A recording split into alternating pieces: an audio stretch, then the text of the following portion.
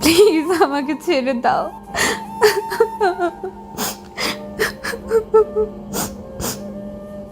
কাল রাতে কি আমাকে কিছু করেছো? মানে আমাদের মাঝে কিছু হয়েছিল? ইহিতা দ্বিধান্বিত চোখে অহানের দিকে তাকিয়ে প্রশ্ন করে। অহান কফির মগে কেবল চুমুক দিতে যাবে তখনই ইহিতার কথা শুনে চমকে ওঠে। তীক্ষ্ণ নজরে ইহিতার দিকে তাকায়।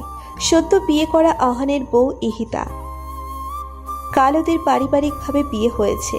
ইহিতার রিস্তাই অহানের বড় ভাবি হয়, তবে এখন তার বউ। অহান ভ্রু কুঞ্চিত বাঁকা করে তেজি কণ্ঠে বলল, কোনো সন্দেহ আছে নাকি?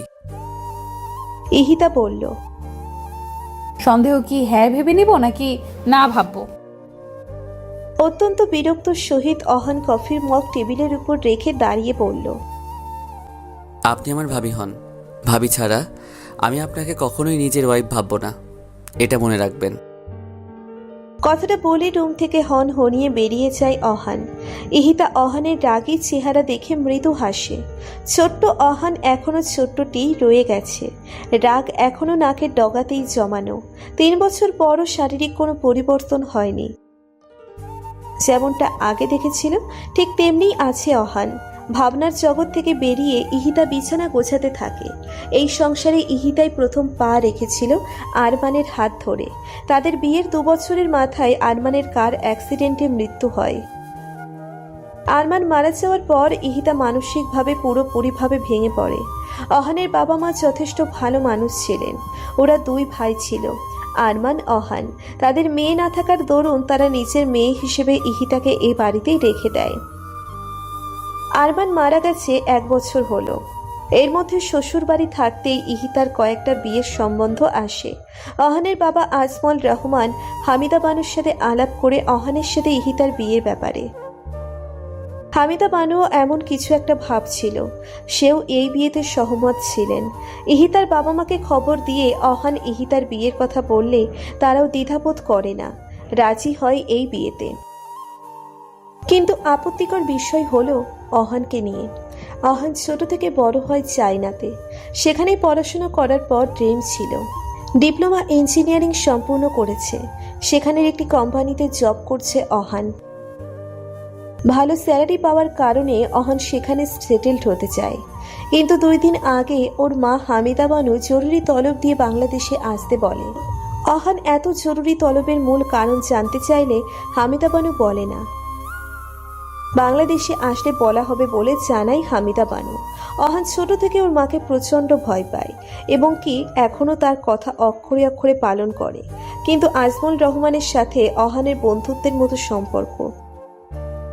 বাবা হওয়ার পাশাপাশি সে অহানের বন্ধুও বটে। এই বিষয়টা ওর মাকে বলতে পারে না। সেই বিষয়টা নির্দ্বিধায় আজমল রহমানের কাছে শেয়ার করে। এখনও অহানের কোনো ব্যতিক্রম হলো না। মার জরুরি তলব পেয়ে অহান ছুটে আসে বাংলাদেশ। বাংলাদেশে এসেই জানতে পারে তার বড় ভাইয়ের বউকে বিয়ে করতে হবে, যে কিনা বিধবা নারী হিসেবে সবার কাছে পরিচিত।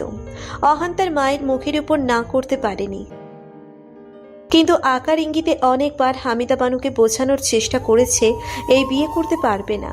কিন্তু হামিদা বানু তার এক কথাই থেকে যায়, বিয়ে করতেই হবে ইহিতাকে। তারপর আর কি, ঘরোয়াভাবেই বিয়ে সম্পূর্ণ হয় কাল রাতে। অহান নিজের বিয়ে নিয়ে বেশ চিন্তিত ছিল, আর এদিকে ইহিতা রুমে এসে টুপ করে ঘুমিয়ে পড়েছে।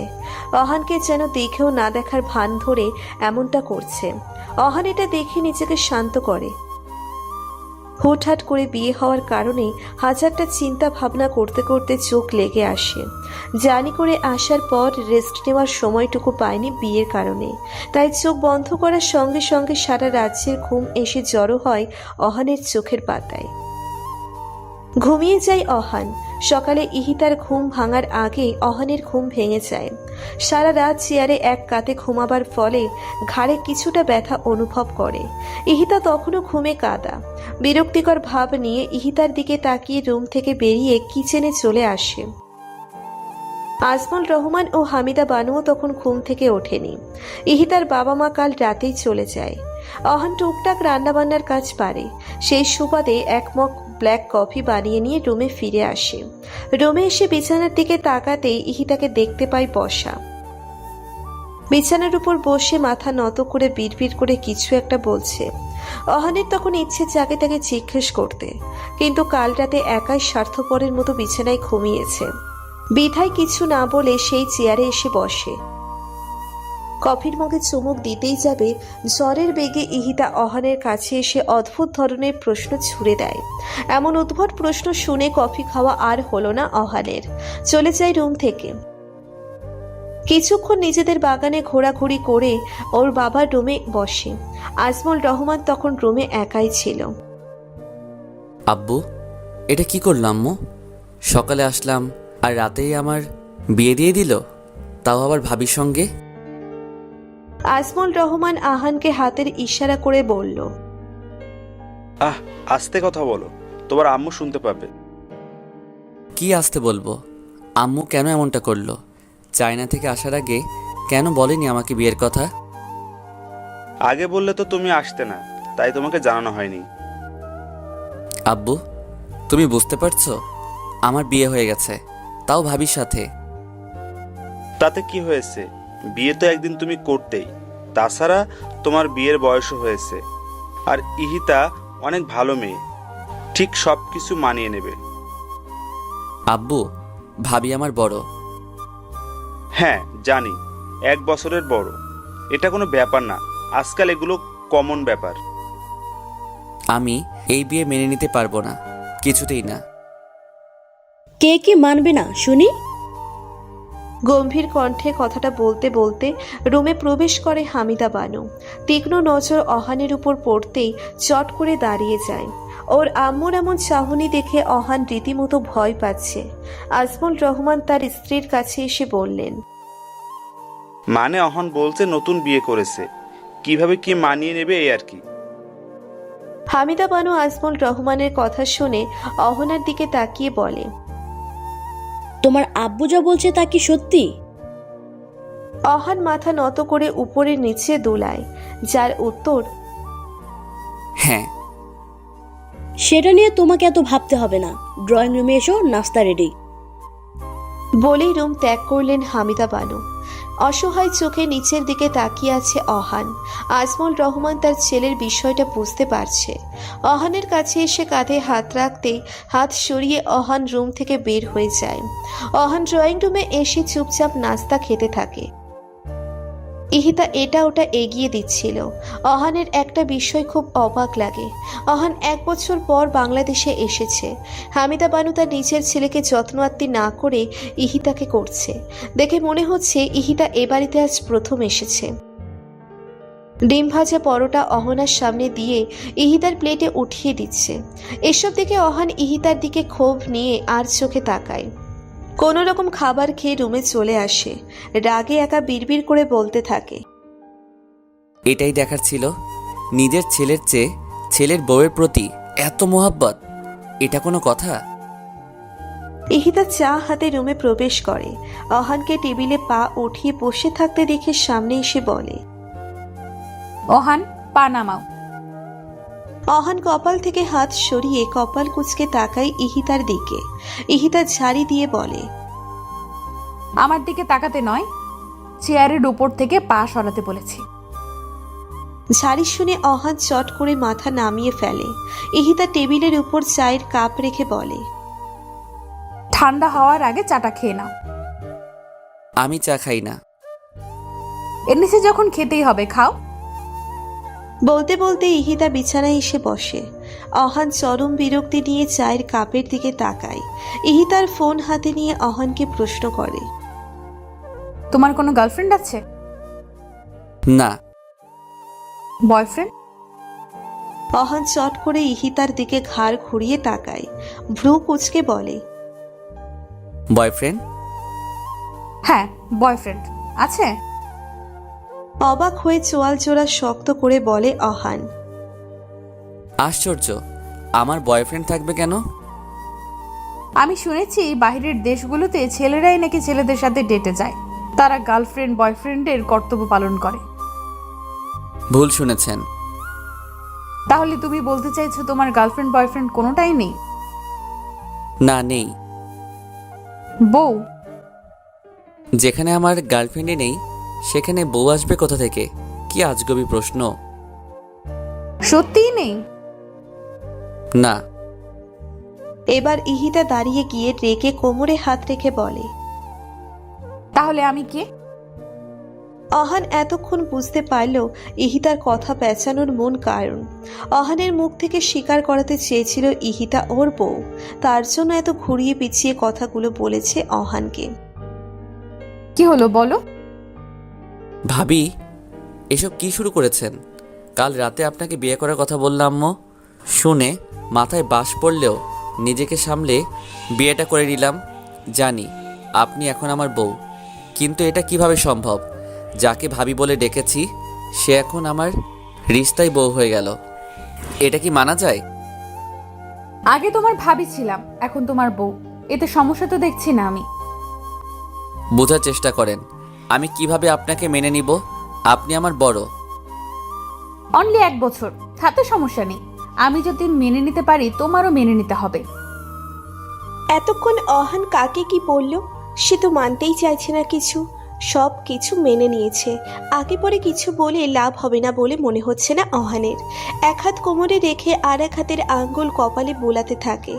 রাগ, বিরক্ত, লজ্জা তিনটেই অহানের মধ্যে বিদ্যমান। ইহিতা হাত বগল দাবা করে অহানের দিকে তাকিয়ে ওর ভাবমূর্তি বোঝার চেষ্টা করছে। অহান আর কিছু না বলেই রুম থেকে বেরিয়ে যায়, বাসার বাহিরে চলে আসে। একা একা কোলাহলবিহীন গলির পথ দিয়ে হাঁটছে, বিয়ের ব্যাপারে ভাবছে। সামনে কি হবে, কি নাম দিবে এই সম্পর্কের অহান জানে না। একটি নিরিবিলি লেকের পাড়ে এসে বসে, সারা দুপুর সেখানে বসেই কাটিয়ে দেয়। বাসার কথা মনে পড়লেই নিজেকে খুব অসহায় মনে হয়। দুপুর পার হয়ে যায়। ইতিমধ্যে ইহিতা ও হামিদা বানু কয়েকবার আহানকে কল দিয়েছে। আহান ফোন পিক করে না, সাইলেন্ট করে রেখে দেয়। রাতে ঠিকমতো ঘুম না হওয়ার কারণে বেঞ্চেই ঘুমিয়ে যায় অহান। সুমিষ্ট স্বরে আজানের ধ্বনি কানে আসছে অহানের। তড়িঘড়ি করে উঠে বসে, চোখ কচলিয়ে চারিদিক তাকিয়ে থেকে অন্ধকার বুঝতে পারছে না এখন সন্ধ্যা নাকি রাত। পকেট থেকে ফোন বের করে পাওয়ার বাটনে চাপ দিতে স্ক্রিনে ঘড়ির টাইম ভেসে ওঠে, সঙ্গে 100-এরও বেশি মিসড কল, তাও আবার ওর আম্মুর। অহান ফোন পকেটে পড়ে সর্বশক্তি দিয়ে দৌড় দেয় বাসার দিকে। আজ তো অহান শেষ ওর আম্মুর হাতে। 9টা বাজতে চললো, এখনো অহান বাসায় আসেনি। ফোনটা ধরছে না। আসুক আজ বাসায়, কত তেল হয়েছে শরীরে দেখব। রেগে নাকের পাটা ফুরিয়ে ফেলে হামিদা বানু। আজমল রহমান তাকে শান্ত করতে চেয়েও দমে যাচ্ছে, কারণ সে আজ প্রচুর রেগে গেছে অহানের উপর। তখনই কই মাছের মতো ছটফট করতে করতে অহান দরজার সামনে এসে দাঁড়ায়। দৌড়ে হাঁপিয়ে গেছে, জোরে জোরে নিঃশ্বাস নিচ্ছে। হামিদা বানু অহানকে দেখা মাত্রই হাতে খুন্তি নিয়ে তেড়ে যায়। অহান ভয়তে আজমল রহমানের পিছনে লুকায়। দাঁত মুখ খিচে হামিদা বানু বলে, তুমি সরে যাও সামনে থেকে, আজ ওর খবর নিয়ে ছাড়বো। অহান ভীত কণ্ঠে বলে, আম্মু মাফ করে দাও, এমন আর হবে না। গোলামের ঘরের গোলাম, আমার ফোন ধরিসনি কেন? কতবার তোকে কল দিয়েছি দেখিসনি? ফোন সাইলেন্ট করা ছিল আম্মু, প্লিজ মাফ করো। আজমল রহমান মা ছেলের মাঝখানে দাঁড়িয়ে আছে। বেশ আশঙ্কার মধ্যে আছেন তিনি, না জানি খুন্তির বাড়ি না তার গায়ে পড়ে যায়। কোনো মাফ হবে না, মায়ের হবে শুধু। আম্মু এইবারের মতো ছেড়ে দেন, পিচ্ছি মনে করে। হামিদা বানু খুন্তি ফ্লোরে ফেলে দিয়ে বলে, বৌমা বলেছে তাই ছেড়ে দিলাম, নয়তো পুরো শরীরে খুন্তির দাগ বসিয়ে দিতাম। অহান স্বস্তির নিঃশ্বাস ফেলে ইহিতার উদ্দেশ্যে বলে, থ্যাংক ইউ ভাবি, বেঁচে গেলাম। হামিদা বানু ফ্লোর থেকে খুন্তি হাতে উঠিয়ে চিল্লিয়ে বলে, কি বললি তুই? হামিদা বানুর চিল্লানি শুনেই অহান উল্টো দিকে ফিরে ভয় রুমে দৌড় দেয়। আসলে ইহিতাকে ভাবি বলেছে ডেকেছে, তাই হামিদা বানু ফের রেগে গেছে। ইহিতা মুখে হাত রেখে হাসে অহানের এমন দৌড় দেখে। বলতে হবে ছেলেটি ভীষণ ভয় পায় তার আম্মুকে। রাত 10টা। অহান ভয় ভয়ে দরজার পর্দা সরিয়ে উকি মেরে দেখে ড্রয়িং রুমে কি করছে সবাই। আসলে দুপুরে কিছু না খাওয়ার ফলে প্রচুর খিদে পেয়েছে অহানের, যার কারণে উঁকি মেরে দেখছে খাবার টেবিলে বেড়েছে কিনা। আজমল রহমান ও হামিদা বানু চেয়ার টেনে টেবিলে বসে। তখনই হামিদা বানু ইহিতাকে বলে অহানকে ডেকে আনতে। অহান এটা শুনেই পর্দার আড়াল থেকে চট করে বেরিয়ে ফট করে একটি চেয়ার টেনে বসে পড়ে। ওর এমন কাণ্ডে সবাই বিস্মিত চোখে তাকায়। অহান সবার দিকে না তাকিয়েই বুঝতে পারে ওর এমন আগমনে সবাই অবাক হয়েছে, তাই সবকিছু স্বাভাবিক করার জন্য উঠে শান্তভাবে দাঁড়িয়ে রুমে চলে যায়। 30 সেকেন্ড পর ধীরে ধীরে রুম থেকে ড্রয়িং রুমে এসে চেয়ার টেনে বসে। সবাই এবারও একই নজরে আহানের দিকে তাকিয়ে যায়। আহান বুঝতে পারছে না কি করলে তারা ওর উপর থেকে নজর সরাবে। আসলে তারা বোঝার চেষ্টা করছে অহান কি করতে চাইছে। ইহিতা অহানের এমন কাণ্ডে এক ঠোঁট কামড়ে ধরে হাসি আটকিয়ে তাদের স্বাভাবিক করতে খাবার বেড়ে দিয়ে কথা বলতে থাকে। অহান কিছুটা হাঁপ ছেড়ে বাঁচে। খাবার খাওয়াই এক পর্যায়ে অহান মৃদু স্বরে হামিদা বানুকে বলে, আম্মু, আমাকে কাল চায়না যেতে হবে। এখানে আসার কারণে তাড়াহুড়োই ছুটি আনতে পারিনি। পরশুদিন অফিসে না গেলে সমস্যা হতে পারে। হামিদা বানু কিছুক্ষণ চুপ থেকে বললেন, যাও। অহান মনে মনে খুশি হয়ে যায়। ওর খুশির ঝলক চেহারায় ফুটে ওঠে, কিন্তু বেশিক্ষণ খুশির ঝলক চেহারায় টিকে রইল না। খুশি বানুর কথা শুনে খাবার খাওয়া বন্ধ হয়ে যায় অহানের। সে বলল, ইহিতাকেও সাথে নিয়ে যাবে চায়না, এটা আমার আদেশ। বলেই তিনি উঠে চলে যায়। অহান হাঁ করে ওর আম্মুর যাওয়ার দিকে তাকায়। পরক্ষণে ইহিতার দিকে তাকাতেই ইহিতা মুচকি হেসে এক চোখ টিপ দেয়। সঙ্গে সঙ্গে অহানের হাঁ করা মুখ বন্ধ করে নেয়। আজমল রহমান এটা দেখে মুচকি মুচকি হাসতে থাকে। আমাদের অহান পুরো আহম্মক হয়ে গেছে। ভাবলো কি আর হলো কি, জীবনটা ফুটবল হয়ে গেল। যখন যে পারছে পা দিয়ে ছুটিয়ে দিয়ে যাচ্ছে। চায়না গিয়ে কি ভাবি দেবরের সম্পর্ক ঠিক হবে নাকি এমনই রয়ে যাবে। রাত পেরিয়ে সকাল হলো। রাতেই ইহিতা কাপড় চোপড় গুছিয়ে রেখেছে। নাস্তা সেরে 10টার দিকে এয়ারপোর্টে আসে ওরা। সঙ্গে হামিদা বানু ও আজমল রহমানও এসেছে। ইহিতার পাসপোর্ট ভিসা আগে থেকে হামিদা বানু ম্যানেজ করে রেখেছিল। এয়ারপোর্টে বসে ইহিতাকে অহানের বিষয়ে অনেক কিছুই বলে হামিদা বানু তাও অহানকে শুনিয়ে শুনিয়ে বলে, ইহিতা, অহন যদি উল্টাপাল্টা কিছু করে বা তোমার সাথে খারাপ ব্যবহার করে তাহলে তুমি আমাকে কল দিবে, তারপর দেখবে আমি ওর কি হাল করি। অহান তো পাশে দাঁড়িয়ে ওর আম্মুর কথাগুলো শুনে যাচ্ছে। আরও অনেক কিছু বলে হামিদা বানু। তখনই মাইকে অ্যানাউন্সমেন্ট হতে থাকে। অহান দ্রুত ওর আব্বু আম্মুর পা ছুঁয়ে সালাম করে ইহিতাকে দেখেই হাঁটতে থাকে। তখনই আবার ফিরে এসে ইহিতাকে সাথে নিয়ে প্লেনের উদ্দেশ্যে ছোটে। দুজনেই পাশাপাশি সিটে বসেছে। আহান ওর হাতের ব্যাগটা উপরে রেখে জানালার পাশের সিটে বসে। অহান এখন প্রাণ ভরে নিঃশ্বাস নিচ্ছে। আর চোখে ইহিতার দিকে তাকিয়ে দেখে সে হাত দুটো পিছনের দিকে দিয়ে গলার কিছু একটা পড়ছে। যাই পড়ুক না কেন তাতে ওর কি। চোখ সরিয়ে নেয় অহান, কিন্তু পরক্ষণে মনে পড়ে ইহিতা প্রথম প্লেনে চড়েছে। প্লেন যখন আকাশে উড়াল দিবে তখনই ওকে চাপটে ধরতে পারে। এটা দেখে অহান দ্রুত হাত উঁচুতে উঠিয়ে বগল দাবা করে রাখে। ইহিতা অহানের এমন কাণ্ড দেখে ঠিক বুঝতে পেরেছে কেন এমন করেছে অহান। এই যে নিজেকে এত স্মার্ট ভেবো না, আমার এত ভয় নেই। ইহিতা কথাটা বলেই চোখে রুমাল বাঁধতে শুরু করে। অহান ইহিতার কথায় পাত্তা না দিয়ে একইভাবে বসে রয়। কিছুক্ষণের মধ্যে প্লেন আকাশপথে উড়াল দেয়। প্লেন এতটা ঝাঁকি লাগার পরও ইহিতার চোখে রুমাল পেঁচিয়ে হেলান দিয়েই বসেছিল। অহান এটা দেখে কিছু অবাক হলেও পরে সামলে নেয়। ওরা সকালের দিকে পৌঁছে যায়।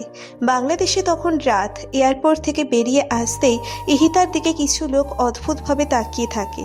তাকানোটাই স্বাভাবিক, কারণ ইহিতা তো তাদের মতো স্টাইলিশ ড্রেস আপ পরেছে। তারা দেখেই বুঝতে পারে এরা বাংলাদেশি নয়তো ইন্ডিয়ান। অহান একটা ট্যাক্সি ডেকে উঠে বসে। গাড়িতে বসে ইহিতা অহানকে বলে, তুমি যেখানে থাকো সেই ফ্ল্যাটটি কি তোমার কোম্পানি থেকে দিয়েছে? কোম্পানির এমডি তো আমার শ্বশুর, যে দিয়ে দিবে ফ্ল্যাট। বাঁকা করে বলার কি আছে, সোজাভাবে বললেই তো হয় ভাড়া থাকে। কেন আপনি জানেন না?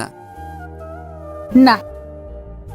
ওয়াও, আমার ঘাড়ে ঝুলে পড়েছেন অথচ আমার বিষয়ে কিছুই জানেন না। ফালতু কথা বলবে না অহান।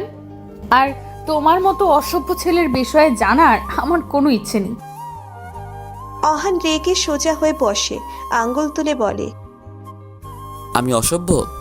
আপনি অসভ্য। কাল সকালে উঠেই আমাকে কি বলেছেন? রাতে কিছু হয়েছিল?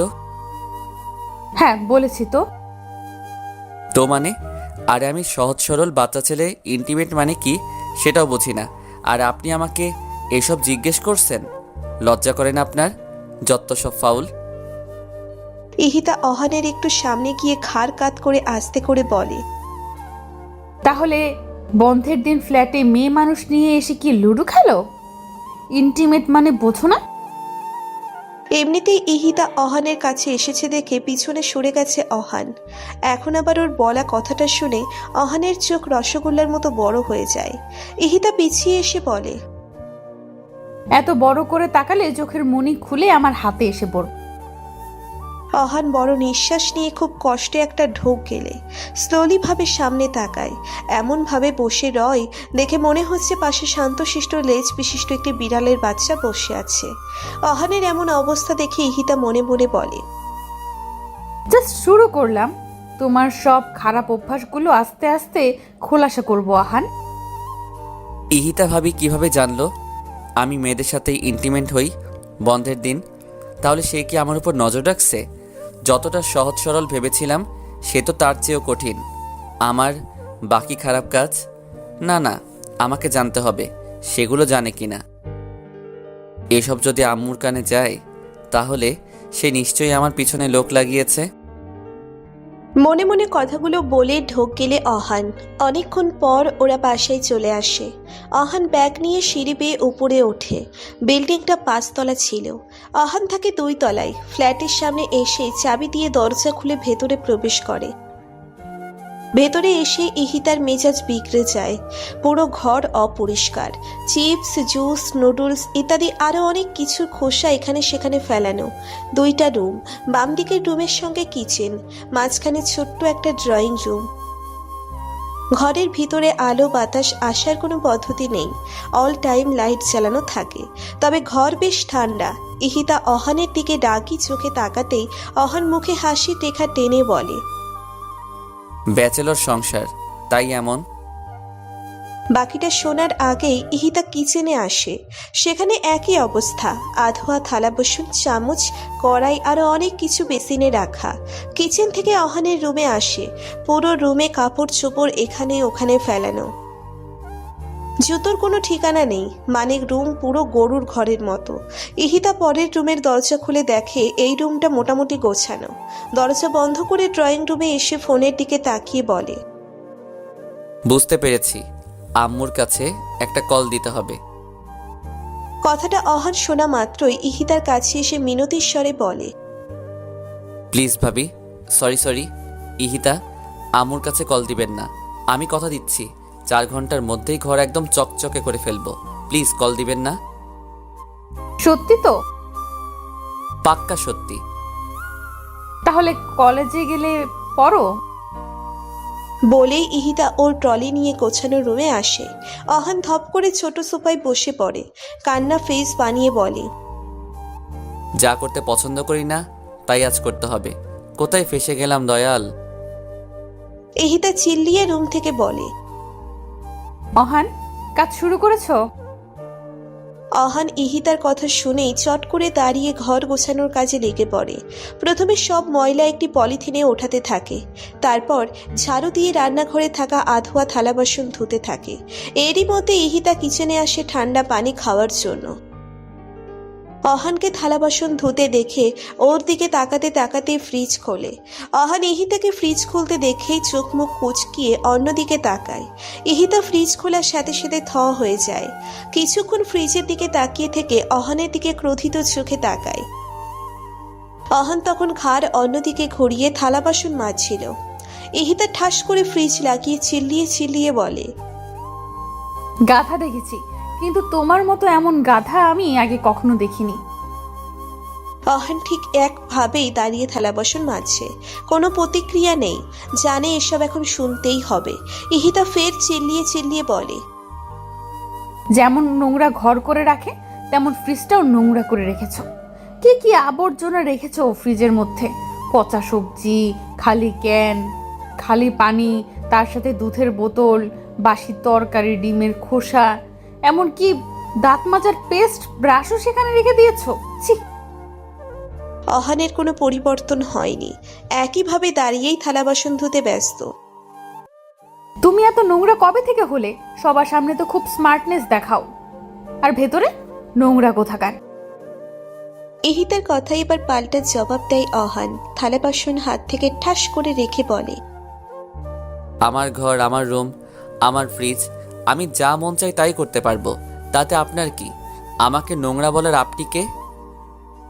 ইহিতা অহানের কথা শুনে কিছুক্ষণ চুপ করে থেকে বলে, আচ্ছা, আমি কে তোমার সেটা আম্মুকে কল দিয়ে জিজ্ঞেস করি। ওয়েট। বলেই কল দিতে নিলেই তখনই ইহিতা ওর পায়ের কাছে কিছু একটা অনুভব করে। তাকিয়ে দেখে অহান ইহিতার দুই পা জড়িয়ে ধরে রেখেছে। ইহিতা এক ভ্রু উঁচু করে বলে, কি?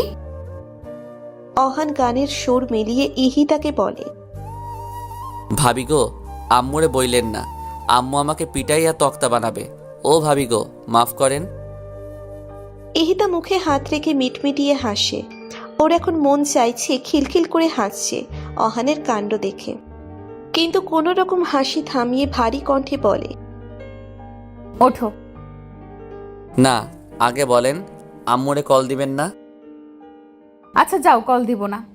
এবার উঠো, থালা বাসন ধুয়ে নাও, আর হ্যাঁ, ফ্রিজও সুন্দর করে পরিষ্কার করবে। ওকে। অহান খুশি হয়ে পা ছেড়ে উঠে দাঁড়ায়। ইহিতা চলে যাওয়ার সময় বলে, আমাকে ভাবি বলে ডেকেছো, নেক্সট টাইম যেন আর না শুনি, নাম ধরে ডাকবে আমার। অহান মনে মনে ইহিতার উপর ক্ষোভ নিয়ে কাজ করতে থাকে। অহানের ভালো দিনগুলোতে খুব বেশি মিস করছে এখন। কান্না ফেস বানিয়ে থালা বাসন ধুতে থাকে। 3 ঘন্টা পর কিচেন, ফ্রিজ, ড্রয়িং রুম পরিষ্কার করা শেষ। এয়ারপোর্ট থেকে আসার পর কিছুই খাওয়া হয়নি অহানের। ইহিতাও খায়নি। খালি পেটে এত এত কাজ করে অহান টায়ার্ড। গলায় তোয়ালে ও হাতে বালতি নিয়ে ওর রুমের দিকে ধীরে ধীরে এগিয়ে যাচ্ছে। ঘামে মনে হচ্ছে কৌশল করে দিয়েছে। এত কাজ অহান কখনোই করেনি। আজ এত কাজ করতে করতে জিহ্বা বাহিরে এসে পড়েছে। বালতিতে পানি নিয়ে নিচের রুমে যাচ্ছে রুম মোছার জন্য। একবার রুমে দিতেই কলিং বেল বেজে ওঠে। আহান বালতি রেখে দরজা খুলতে নিলেই ইহিতা রুম থেকে বের হতে হতে বলে, আই না, দরজা খুলবে না তুমি, তোমার হাতে ময়লা। অহান ওর হাত দুটোর দিকে তাকালো। কই, ময়লা তো দেখছে না। ইহিতার দিকে গাল ফুলিয়ে তাকায়। এত কাজ করেছে, ময়লা তাকাতেই পারে, তাই বলে কি দরজা খোলা নিষিদ্ধ? একটু পরে আবার না বলে বসে, গায়ে ময়লা, পাশে থেকে বের হও। কথাগুলো মনে মনে আওড়াচ্ছে অহান। ইহিতা দরজা খুলে দেয়। হাসি মুখে একটি যুবক ভেতরে আসে। যুবকটি আগে থেকেই ইহিতাকে চিনত। সে ছিল অহানের কাছের বন্ধু রিফাত। তারা একসাথেই চায়না এসেছে। একই অফিসে কাজ করলেও তাদের ফ্ল্যাট ভিন্ন। রিফাত এই বিল্ডিং এর 3 তলায় থাকে। ইহিতা ঠোঁটে হাসি ফুটিয়ে বলে, আরে রিফাত যে, কেমন আছো? ভালো আছি ভাবি, আপনি কেমন আছেন? এই তো আছি। তা আপনি? কথাটা বলে শেষ করার আগেই অহানের দিকে চোখ পড়ে। রিফাত জিজ্ঞেস করে, ভাবি, এই ছেলেটাকে চেহারায় ময়লা মাখানো, আপনাদের বাসায় নতুন কাজের লোক নাকি? আর আহান কোথায়? ওকে দেখছি না যে।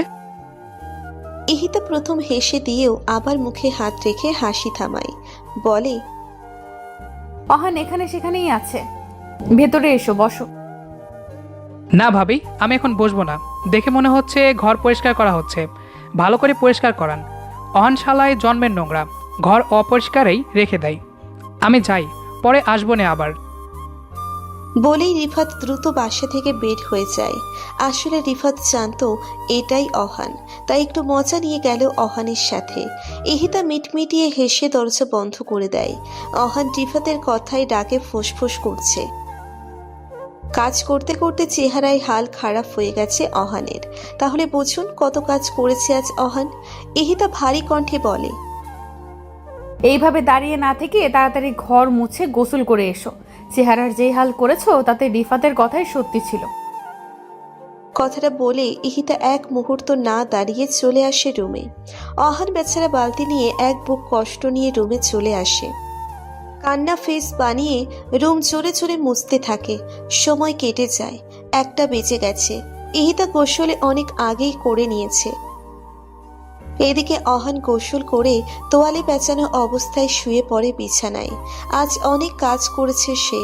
মনে পড়লেই অহানের রাগে কাঁদতে ইচ্ছে করছে। ইহিতা উঠতেই কলিং বেল বেজে ওঠে। রুম থেকে বেরিয়ে দরজা খুলে দেখে খাবার ডেলিভারির লোক এসেছে। ইহিতা খাবার অর্ডার করেছিল। টাকা দিয়ে খাবারগুলো নিয়ে সার্ভ করে ছোট্ট টেবিলে রাখে। চিল্লিয়ে অহানকে ডাকে খাবার খেতে। ইহিতা টিভি অন করে খাবার খাচ্ছে। অহানের শরীর কাজ করতে করতে অনেকটা দুর্বল হয়ে গেছে, যার দরুন হেলে দুলে হেঁটে ড্রয়িং রুমে আসে। খাবারের প্লেট হাতে নিয়ে দ্রুত খেতে শুরু করে। ইহিতা অহানের দিকে তাকিয়ে ভালো করে পর্যবেক্ষণ করে নেয়। অহানের পরনে 3/4 প্যান্ট, সেটার হাঁটুর দিক থেকে কিছু অংশ ছেঁড়া, হাত কাটা গেঞ্জি। অহানকে পর্যবেক্ষণ করার পর খাওয়াই মন দেয়। অহান খিদের চোটে ইহিতার আগে খাওয়া শেষ করে। হাত ধুয়ে উঠে চলে যেতে নিলে ইহিতার ডাকে থেমে যায়। পিছনে ফিরে বলে, কি? এটা পড়ো। একটা কাগজের খাম অহানের দিকে এগিয়ে দেয় ইহিতা। এটা কি? রুলস। কিসের? কার? তোমার জন্য পড়ো। আমার রুলস মানে? এখন এখানে থাকতে হলে কি আমাকে রুলস মেনে চলতে হবে?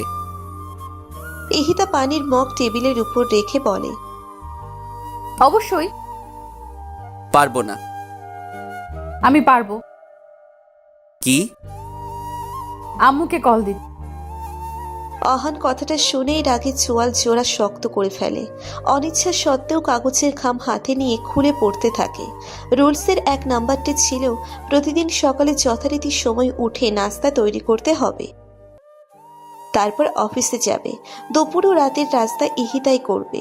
অফিস থেকে এসে ঘরের সব কাজও করতে হবে অহানের। প্রথমটা পড়েই ইহিতার দিকে তাকায়। ইহিতা অহানের দিকে তাকিয়ে বলে, নেক্সট। দ্বিতীয় রুলস ছিল কোনো মেয়েদের সাথে কথা বলা তো দূর, নজরেও তাকানো যাবে না। সব মেয়েদের আপু বলে রাখতে হবে।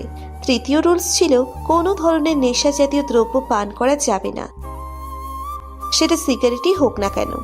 আর 10টার আগে বাসায় আসতে হবে। মাঝে মাঝে অফিসে কাজ থাকে, তখন লেট করে বাসায় আসতে হয় আমার। সেই ব্যাপার ভিন্ন। চতুর্থ নাম্বার রুলস ছিল ইহিতার সব কথা পাই টু পাই শুনতে হবে, আর না হলে জাস্ট একটা কল যাবে বাংলাদেশে। রাগে অহন চোখ বন্ধ করে নেয়।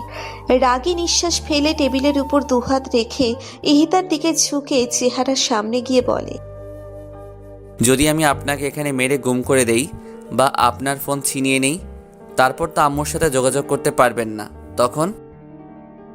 ইহিতা সেখানে থাকা ছোট্ট চামচ দিয়ে অহানের মাথায় ঠাস করে বাড়ি মেরে দেয়।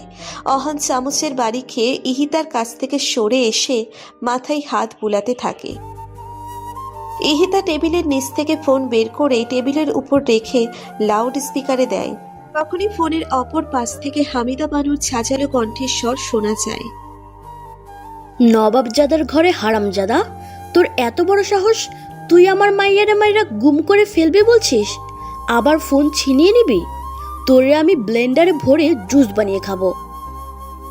নিজের মায়ের এমন ছাঝালো কণ্ঠের স্বর শুনে অহান বড় চেয়ে ঢোক গেলে আমতা আমতা করে বলে, আম্মু, আমি তো ইহিদার সাথে মজা করছিলাম, তুমি এটা সিরিয়াসলি নিচ্ছ কেন? শোন হারামজাদা, এখন যেটা বলছিস সেটা যেন মজা পর্যন্ত সীমাবদ্ধ থাকে। যদি ইতিহার কিছু হয় রে, তোকে মেরে তারপর আমি ক্ষান্ত হব। আর ইতিহা তোর ভাবি নয়, বউ হয়, কথাটা মনে রাখিস। বলেই লাইন কেটে দেয় হামিদা বানু। অহান কপালে হাত রেখে বসে পড়ে সোফায়। ইহিতা বাঁকা হেসে খেয়েই যাচ্ছে। অহান যে এমন কিছু বলবে সেটার ধারণা ইহিতা আগেই করেছিল, তাই তখন অহানের আড়ালে হামিদা বানু কল দিয়ে লাইনে রেখেছিল। ছোট্ট টেবিলের উপরে খাবার রেখে ফ্লোরে বসে খাচ্ছিল ইহিতা, আর ফোন তার পাশেই রেখেছিল, যার কারণে হামিদা বানু অহানের বলা কথাগুলো সহজেই শুনতে পায়। ইহিতা প্লেটে হাত ধুয়ে উঠে দাঁড়িয়ে রুমে যাওয়ার আগে বলে যায়, টেবিল পরিষ্কার করে প্লেটগুলো ধুয়ে রেখো। অহান চেয়ার আর কান্না ভাব ফুটিয়ে ময়লা প্লেট বেসিনে রাখতে লাগলো। অহান ভালো করেই বুঝে গেছে এখন থেকে কাজ করেই জীবিকা নির্বাহ করতে হবে, তাও ঘরের জন্য। রাতে অহান ইহিতা যে রুমে ঘুমিয়ে আছে, সারাদিন খাটাখাটুনি করার ফলে অহান ঠিক ঘুমিয়ে আছে, কিন্তু ইহিতা এখনো জেগে আছে। জানালার গ্রিল ধরে দাঁড়িয়ে আছে। জানালার গ্রিল ভেদ করে চাঁদের আলো ইহিতার গায়ে এসে পড়েছে। এক হাত দিয়ে জানালার গ্রিলের ফাঁকায় হাত দিয়ে এক দৃষ্টিতে চাঁদের দিকে তাকিয়ে আছে। চোখ মুখ ক্লান্তিহীন, কোথায় একটা উদাসীন বিষাদের ছায়া। সুন্দর চোখ জোড়াতে অদ্ভুত শূন্য দৃষ্টি। অন্য হাতে ছোট্ট একটি ছবির ফ্রেম। সেই ফ্রেমের উপর চাঁদের আবছা আলোয় অস্পষ্ট বোঝা যাচ্ছে কোনো যুবকের ছবি। ইহিতা সন্তর্পণে দীর্ঘশ্বাস ছাড়ে। জানালা লাগিয়ে বিছানায় এসে বসে। বালিশের নিচে ছবির ফ্রেমটি রেখে শুয়ে পড়ে। সকালে ছবির অ্যালার্মের শব্দে ঘুম ভাঙে অহানের। আড়ামোড়া ভেঙে বিছানা ছেড়ে উঠে মেইন দরজা খুলে দুধের বোতল ও নিউজ পেপার নিয়ে ভেতরে আসে। শুরু করে দেয় ব্রেকফাস্ট বানানোর কাজ। 1 ঘন্টা পর সব খাবার টেবিলে সাজিয়ে ফ্রেশ হতে চলে যায়। ততক্ষণে ইহিতা ঘুম থেকে উঠে গেছে। বাহিরে এসে খাবার রেডি দেখে ফোনে একটা ছবি তুলে হামিদা বানুর কাছে পাঠায়। অহান পুরো অফিসের জন্য রেডি হয়ে বের হয়। ইহিতার খাবারের প্লেট আর অহানের খাবারের প্লেট আলাদাভাবে রাখা ছিল। অহানোর প্লেট কাছে নিয়ে খাবার খেতে শুরু করলে ইহিতা ওর প্লেট নিজের কাছে নিয়ে এসে ওর প্লেটটা অহানের কাছে দেয়। অহান ক্ষোভ নিয়ে ওর দিকে তাকাতে থাকে। ইহিতা ইশারায় ওকে খেতে বলে। অহান খেতে শুরু করে। খাওয়ার পর্ব ঠিকঠাক থাকলেও যখন অহান অফিসে যাবে তখন ঘটে বিপত্তি। ইহিতা অহানকে অদ্ভুতভাবে রেডি করিয়ে দেয়। যেমন মাথায় তেল দিয়ে মাঝখান থেকে সিঁথি করে দিয়েছে, শার্টের হাতা ভোলা টানা খুলে বোতাম লাগিয়ে শার্ট ইন করে দিয়েছে। পুরো ঠিকঠাক করানোর পর ইহিতা একটা ছবি তোলে, গালে হাত দিয়ে অহানের দিকে তাকিয়ে বলে, এবার ঠিক আছে? অহান ঠোঁটে কৃত্রিম হাসি ফুটিয়ে বলে, আমি এখন যাই। হ্যাঁ যাও। অহান কান্না ফেস নিয়ে দরজা খুলে বের হতে থাকে। কি ছিল আর এখন কি হয়ে গেল? সেই স্মার্ট ড্যাশিং লুক আলা অহান এখন খেতে পরিণত হয়েছে। এটা কোথাকার বিচার? আজ অফিসে গেলে ইজ্জত যাবেই, এতে কোনো সন্দেহ নেই। অফিসে এসে অহানের ইজ্জতের ফালুদা হয়ে যায়। সবার ওকে দেখে অদ্ভুতভাবে তাকিয়ে আছে। যে মেয়ে কর্মচারীদের সাথে অহান ফ্ল্যাট করত, তারাও এখন ওকে দেখে মুখ চিপে হাসছে। সবার কাছে এখন অহান হাসির পাত্র কেবল। অহান বেচারা মুখ ভার করে নিজের স্থানে এসে বসে, কিন্তু বেশিক্ষণ বসে থাকতে পারে না। তার আগেই বসের পিএ এসে অহানকে ডাকে। অহান বসের সাথে দেখা করতে তার কেবিনে আসে। ছুটি না নিয়ে যাওয়ার ফলে প্রথমে বস ওকে বকাঝকা করে, পরক্ষণে অহানের এমন নতুন পরিবর্তন দেখে হেসে দেয়। অফিসের বসও তাকে দেখে হেসেছে। এর চেয়ে খারাপ কিছু আর কি হতে পারে? অফিসের অহান ছিল হ্যান্ডসামদের মধ্যে দ্বিতীয় ব্যক্তি। সবার সাথে ভাব দেখিয়ে কথা বলতো, আর আজ সেই অফিসের মধ্যে আনস্মার্টদের মধ্যে একজন। অহান চুপচাপ নিজের সিটে বসে কাজ করতে থাকে। আশেপাশের কর্মচারীরা যা বলছে সব চুপচাপ শুনে যাচ্ছে। তখনই ওর কাছে রিফাত আসে। অহানের কাঁধে হাত রাখতেই পিছনে ফিরে তাকায় অহান। সঙ্গে সঙ্গে রিফাত চমকে যায়। এ কাকে দেখছে সে? যে ছেলে তার স্মার্টনেস দেখিতে সবাইকে জেলাস ফিল করাতো, আর আজ তার এমন করুণ হাল। খুব ভাববার বিষয়। রিফাত কিছু বলতে যাবে তখনই অহান রিফাতের কোমর পেঁচিয়ে ধরে এমন অবস্থার জন্য কান্না করতে থাকে। সব কর্মচারীরা আরও আগ্রহ নিয়ে ওদের দুইজনের দিকে তাকিয়ে আছে। রিফাত এটা দেখে অহানের পিঠে হাত রেখে বলে, সবাই দেখছে, কান্না থামা অহান। অহান চট করে রিফাতের কথা শুনেই ওকে ছেড়ে দিয়ে সোজা হয়ে বসে বলে, আমি কান্না করছিলাম না, কান্নার অভিনয় করছিলাম। এই ছেলে কখনো শুধরাবে না। লাঞ্চ টাইমে অহান রিফাতকে সব কিছু খুলে বলে, সাথে কালকের বলা কথার জন্য গালে একটা পাঁচও মেরেছে, যার কারণে রিফাতের গাল লাল হয়ে আছে। একটা বাটি আইসক্রিম কিনে গাল লাল হওয়া স্থানে লাগাতে লাগাতে বলে, তার মানে তুই বলতে চাইছিস ভাবে এখন তোর বউ? অহান চোখ রাঙিয়ে বলে, তাহলে এতক্ষণ তোকে কি রবীন্দ্রনাথের কবিতা শুনিয়েছি? বুঝতে পারছি, আর বলা লাগবে না। কিছুক্ষণ দুজনেই নীরব থাকে। পরক্ষণেই রিফাত নীরবতা ছিন্ন করে বলে, দোস্ত, বিয়ে করলি, ট্রিট দিলি না? কথাটা বলে রিফাতের দেরি হলেও আহানের পাঞ্চ মারতে দেরি হলো না। এবার অপর গালে মেরেছে। অহান রাগে বলে, ট্রিট দিলাম, এবার ডাক্তারের কাছে গিয়ে ট্রিটমেন্ট করে নিস। রিফাত এগাল থেকে আইসক্রিম নিয়ে অপর গালে লাগাচ্ছে। ব্যথায় কাতর মাখা কণ্ঠে বলে, ভাবিকে বলে তোর শাস্তি দ্বিগুণ করব, দাঁড়া। আহ, রাতে সারাদিন ইহি তার বদ্ধ রুমে একা একা সময় কাটিয়ে দেয়। অনেকক্ষণ পর্যন্ত হামিদা মানুষ সাথে কথা বলেও সময় যেন কাটছে না। ঘড়ির দিকে তাকিয়ে দেখে 10টা বাজতে 10 মিনিট বাকি। ইহিতা দরজার সামনে দাঁড়িয়ে পায়চারি করছে। 10টা 9 মিনিট হতেই কলিং বেল বেজে ওঠে। ইহিতা তড়িঘড়ি করে দরজা খুলে দেয়। দরজা খুলতেই ইহিতা অহানের ক্লান্তি মাখা চেহারা দেখতে পায়, সাথে চেহারায় ফুটে আছে রাগের ছটা। ইহিতা পাশে সরে দাঁড়ায়। অহান ইহিতার দিকে না তাকিয়েই হনহনিয়ে রুমে চলে যায়। ইহিতা দরজা লাগিয়ে মনে মনে বলে, মনে হয় অহান রেগে আছে, আজ একটু বেশিই হয়ে গেছে, কিন্তু তোমার জন্য এটা পারফেক্ট অহান। ইহিতা কিচেনে আসে, খাবার টেবিলে বেড়ে অহানকে ডাকতে থাকে। অহান যখন বাথরুমে শাওয়ার নিচ্ছিল, বাথরুমে বসে ইহিতার কণ্ঠের স্বর শুনে অহানের মন চাইছে গলা টিপে দিতে। আজ তার জন্যই সবার সামনে ইনসাল্ট হয়েছে। সবাই তাকে নিয়ে হাসি ঠাট্টা করেছে। কিভাবে ভুলে যাবে অহান এসব? চোখ বন্ধ করলেই তাদের বলা কথা কানে বিষের মতো বাজছে। অহান ফুল শাওয়ার ছেড়ে মাথা ঠান্ডা করে। কিছুক্ষণ পর বাথরুম থেকে বের হয়ে জামা কাপড় পরে বাহিরে আসে। ইহিতা তখন টেবিলের পাশেই খাবার নিয়ে বসেছিল। অহান কোনো কথা না বলেই খাবার খেতে শুরু করে। ইহিতা অহানের চেহারায় রাগ দেখে বিভিন্নভাবে ওর সাথে কথা বলার চেষ্টা করে, কিন্তু অহান কথা বলে না।